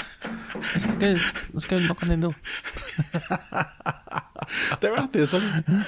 They're out there, like, you know, and it's not just in the currency of money. Like, you look at the Pacific Island movie industry. It's always the same people. Come on, man. Well, you know, now we got the big deal with Jason Momoa and what's his name? Taika Waititi, Cliff Creators. They got that company now. Yeah. I'm interested as to how much fresh talent is going to come through there. Well, New Zealand talent, of course. Yeah, but how much of us? How much of fresh talent is going to get in there? We already know that the Oscar Kiteleys are going to be front and center. You know, so it's like, yeah, how many of the genuine talent that's young, that's fresh, that deserve to have an opportunity to be spotlighted? How many of them will get through? And then it comes down to who's the agent. Or do we just make our own platforms? use what's available on the internet and somehow succeed that way. Yeah, and be smart about it. Like, I'm cool that Taika Waititi and them have got all that kind of stuff, but I'm like, I won't be fully on board until, like, if they were to sign me up as one of the actors, I want to read their contract. What does it say? Especially if they're going to create like a big high budgeted movie, does the contract give me an experience and then it's going to pay me $3,000 a week? Well, our government gave a lot of privileges to Hollywood, especially when John Key was here. Like when John Key was prime minister, like that's why a lot of the work came down here, and our workforce was suffering because we had to go by those new rules. Well, you know, so during COVID, the Lord of the Rings was filming in the kind of the branch off of Lord of the Rings was filming in Kumu. And so is it Jeff Bezos, Amazon? Yeah. He was given all these stipulations from Jacinda, and he was like, cool, okay, so because Jacinda was like, oh, we can't do it because of the bubbles. And he goes, that's fine, I will build a community in Kumu, bring all the families in. This guy was wanting to, because he was like, if I shut this down, all the lighting people, all the labor workers, all the road workers, all the drivers, they're all going to lose their jobs. So here's my solution. If you're worried about bubbles, I will build a temporary community until the film is over. I will feed everyone. I will look out for, I will house everyone. Jacinda said, no. Really? Damn. Why? Obviously, there would have been like a tax incentive for Jeff Bezos. Yeah. But like, that was her excuse. Like, I remember being like, us being sent out information and told the reason, and it was on the news, is that she said, oh, because of the COVID, the problems of COVID is that it would spread COVID-19 faster. If one person got sick, everyone gets sick. But Jeff was like, what the hell? Here's a solution. Here's a whole lot of money I will pump into the New Zealand economy. So we lost out. Yeah, a lot of brothers that had small businesses that struggled for years finally tasted success because of that series. But because you're a voice actor, are you involved with the film industry in New Zealand? Not as much. To a point? No. I'm a small fish. Yeah. I'd like to be. Yeah. Well, that's what the promise was, with this new purchase. Yeah. The studios in Henderson now going to, that Wow Studios opposite Henderson High, the restaurant there that got shut down. That's the base of. Oh, I must pull in there one day to see who the people there. Yeah. But yeah, it's real. Yeah, I think another thing too is you need a good agent. Yeah, and a lot of things. There's a lot of infighting. Oh, really? Yeah. Like what? There's a lot of infighting, like New Zealand actors. Yeah, there's a lot of. I find a lot of infighting is they're always trying to get one up on the other person. Right. Oh, those high school kind of fights. So I went to like a breakfast, and so all I heard were these guys dropping their credentials. I'm like, oh, my name's Joseph. I'm from Motara. Yeah. It's nice to meet you. And it gets like that, like you're sitting there going, man, you're telling me about that. You did extra on that. You did extra on that. It's like, fuck. It looks like that. Have you seen that sitcom Extras? Extras. I think I remember that. Man, that's exactly that. They joke about exactly that. What you're saying? Yeah. The jokes on that show. Yeah. It's a. Who's the comedian? He was on The Office. He did the Golden Globes, and he saying all these jokes about. Yeah. I know what you're talking about. I forgot his name. Yeah. Anyway, he stars in it. Yeah. And it's just sort of comedy. Yeah. So he plays an extra. Yeah. And his friend is this girl. She's extra too. Yeah. It's one of those awkward kind of comedies where it's cringe. Yeah. But it's just funny, eh? It's yeah. And there's a scene where the extras are discussing what they do, and I went on this role, blah blah blah, and talking like that. Yeah. Trying to up each other. Yeah. With what other work they've done. Oh, and then when I'm again small fish. Like when I did when I did the Lord of the Rings as an extra, it was you were a fishmonger. You're like a fisherman that sold fish at the market, and you found that there were quite a few polys that were really humble. But every time I've been in the industry, it's never been a poly that's kind of said, "Hey, also there's an opportunity here. I really think would benefit you. Let me make some connections for you. We'll link it up." Never happens. Oh well, I lie. Only one has done that for me. But when I catch up with the brothers and sisters, man, they're like, "Hey, we should catch up." Oh, Seki, here's my number. Never hear from them. Do we have this every man for himself mentality, or do we not understand there's more in the pot for everyone? Or I don't know. I think maybe there's more in the pot now that studio is there. But then again, there's also, like, I know I've just kind of mentioned the bro Oscar. Like, it's easy to look from the outside and think that the bro is well off, but you have to understand that the acting industry is when you're getting good film and you're getting good money, and then you have nothing for 4 years. You have to make that kupe last, and then you have to take taxes out. Yeah, that's why you'll see the bro pop up every now and then, because he still has to earn. Yeah, that's right. Yeah, it's a risky business, eh? Very risky. Real stressful too, especially with the in between when you got no work. Yeah, bro. Like I was buzzing out because like my agent at the time was like, "Hey, we're about to secure you a contract for 6 months. All of you extras."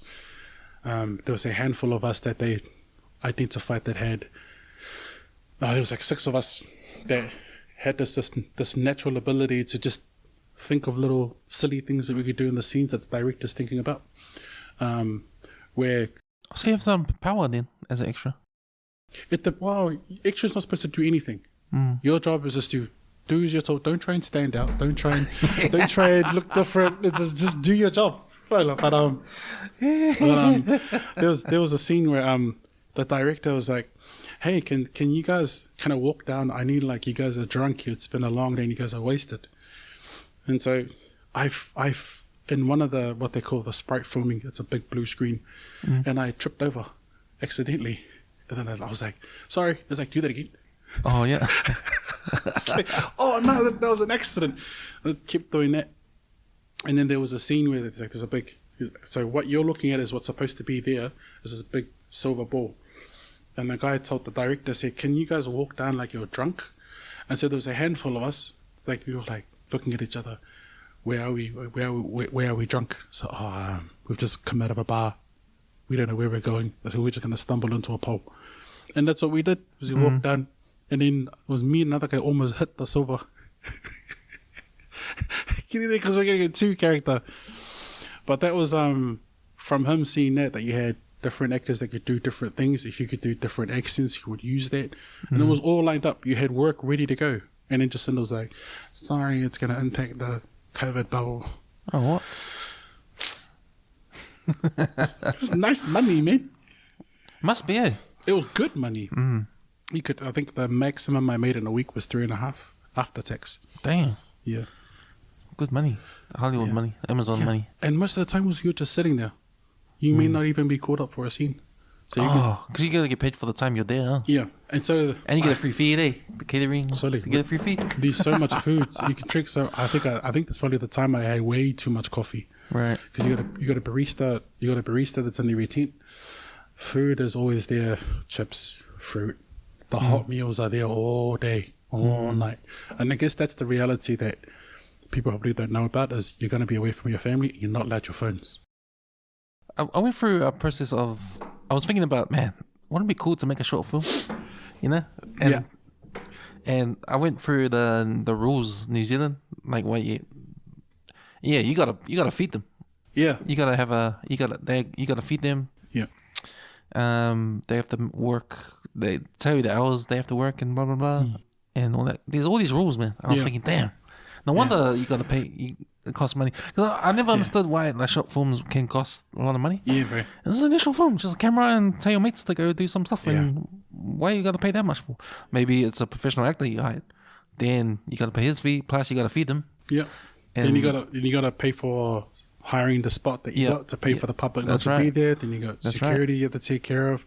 Yeah, that's right. All these things. Yeah. And so there's heaps of stuff. Yeah. Got the moving clothing trucks. You've got the lighting trucks. Yeah, man. Yeah. Heaps of stuff. Yeah, man. So, yeah, it wasn't that easy as I thought. All that for a 30-second commercial. Harder.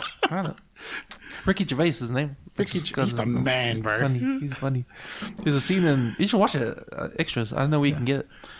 But there's a scene... I like him. He was an extra in this film. Yeah. I think it was a period film, and he had to play like a British soldier. Yeah. And there was like a chariot or a horse and carriage. Yeah. And he was a soldier on the side. And action. And you can see him on the side. He was trying to get into the shot. He was moving closer. And the director goes, cut. Some get that fat guy out the way. Yeah. We heard it heaps on set. Cut.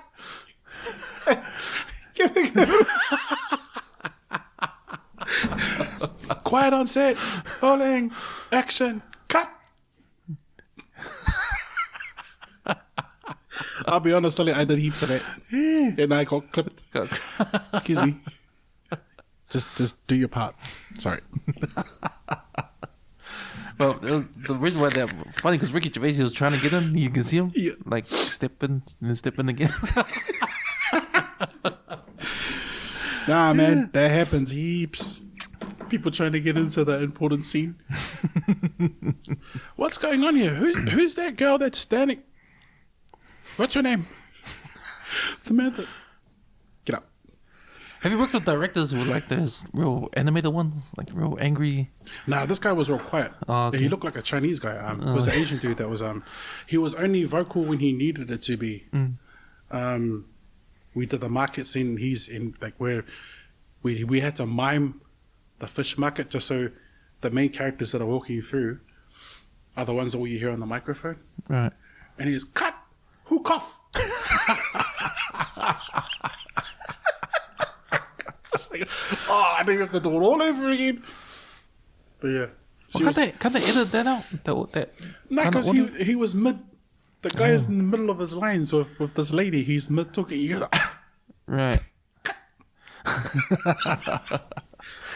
But yeah, well that's how those scenes where you see the backgrounders are so quiet, but it's just a dub from what they recorded previously because they get you to yell out all the lines and then they dim it down, and put it in the background of the main characters talking. Wow, man! I watched the Odyssey, and I was getting into how Christopher Nolan made this movie, because this is the first movie to be entirely shot with an IMAX camera. Yeah. And I was interested in that because I was thinking, why didn't any other directors do it? And I found out that it's so hard to do. There are movies that were shot for an iPhone. Yeah. I saw one. It's, you know that movie Anora? I can't remember that. It won the Best Picture 2 years ago. But the director, I forgot his name. His last name is Baker. Something Baker. Anyway, he did the movie on iPhone. Yeah. It's a movie about transvestite in LA. Yeah. And it was following her around. Yeah. It was just a day in the life. Yeah. Man, it looked good, man. And by the way, this is an iPhone. That's cool, eh? And it can't be done, man. The power in your hands. Power in your hands, exactly. The power of the sun in the palm of my hands.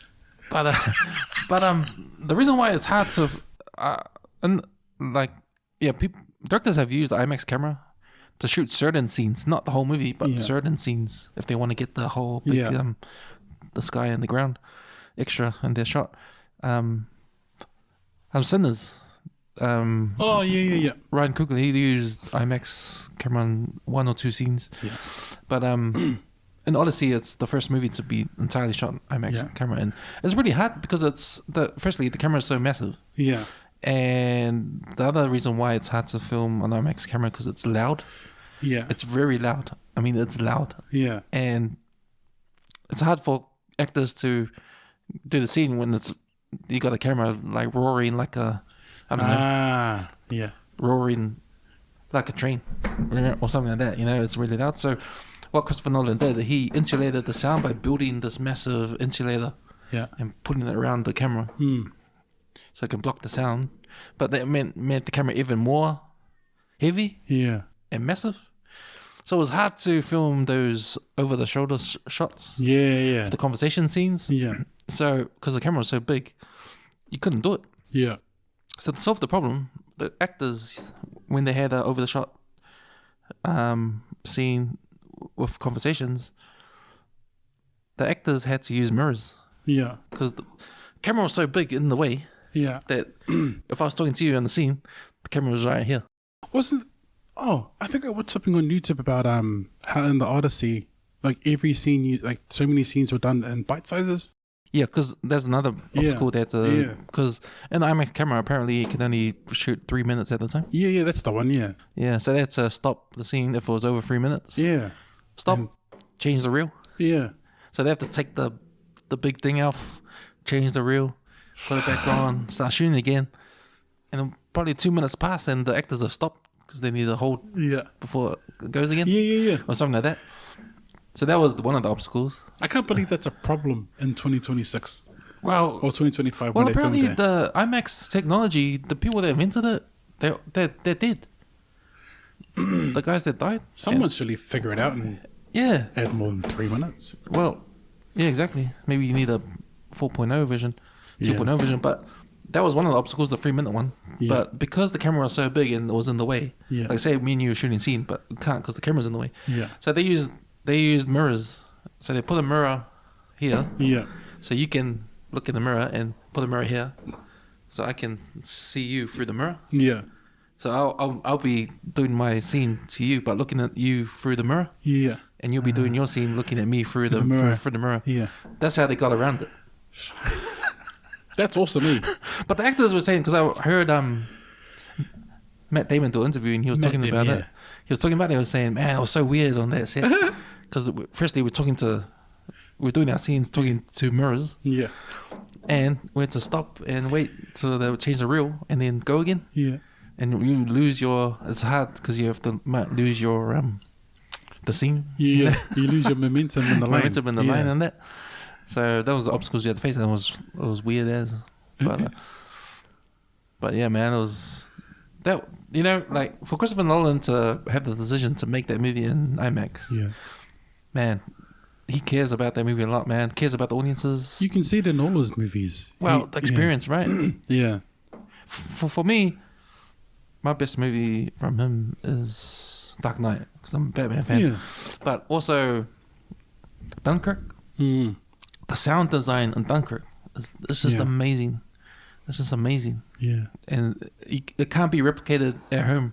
Yeah. Watching on your TV. You gotta watch it on big screen with surround sound. Because that was the whole movie, that sound design on Dunkirk. Yeah. And that's why you have to appreciate Christopher Nolan, because he makes movies for the movie theater. Yeah. You know, and there's a big difference, man. I love in The Dark Knight that even in the daylight scenes, it still looked dark. Yeah. Like there's little subtle things like this is a dark movie. Every scene is dark, even in daytime. The only thing I didn't like about The Dark Knight was the plot about at the end when he found the Joker. He just used the phone. Hey? He just used the phone. Oh, as a sonar.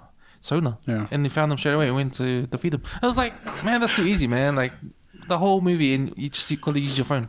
When you're done, type in your name. Exactly. Like, where's the detective part of Batman? Yeah. Like, well, there is a detective element about it, though.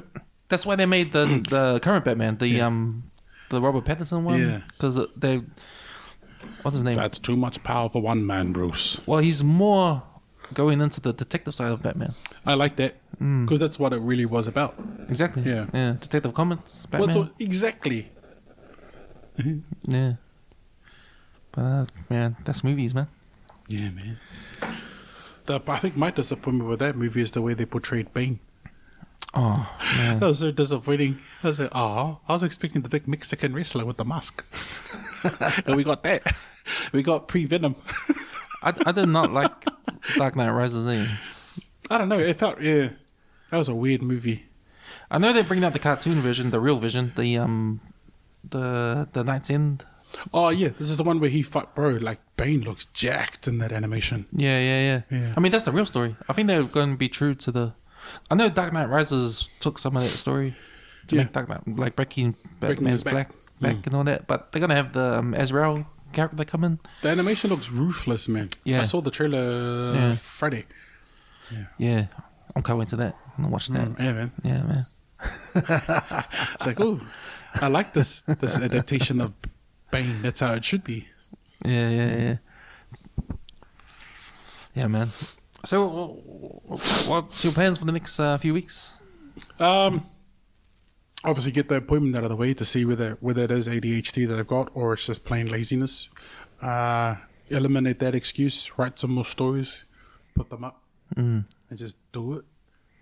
And then trying to get some more time on my business. It's suffering a lot at the moment. Having a day job, but go find solutions to work around it. Yeah. Well, I hope things come right with the doctors and that, and it's not the pills you need. It's to get off your ass. Yeah, exactly. I've already told my dad. It's like, Sully, if it comes back and you're not ADHD, then Sully, just you're just being lazy. Like, cut it out. Get it done. Yeah. Sweet, man. Yeah, man. Thanks for jumping on, man. It's always been a pleasure to talk to you, man. Thank you, bro. Yeah. And I'll continue to thank you so much. Keep an eye out on your stuff coming on social media. Yeah. I'll show the other books to my missus. Yeah, man. She'll be keen to have her be honest about it. You know, it's. I'd love to have her honest feedback. She's been talking about trying to. She got when I had Tony in the studio talk about his children's books. Yeah, she got on straight away because she needed some books for her classes and that. Oh, nice. Yeah. So yeah, man, I'll mention your stuff. If whatever platform it comes out, books or physical books or internet or video, yeah, man, we'll get something done. Thanks, bro. Thanks, Us. Yeah. Say it, bro.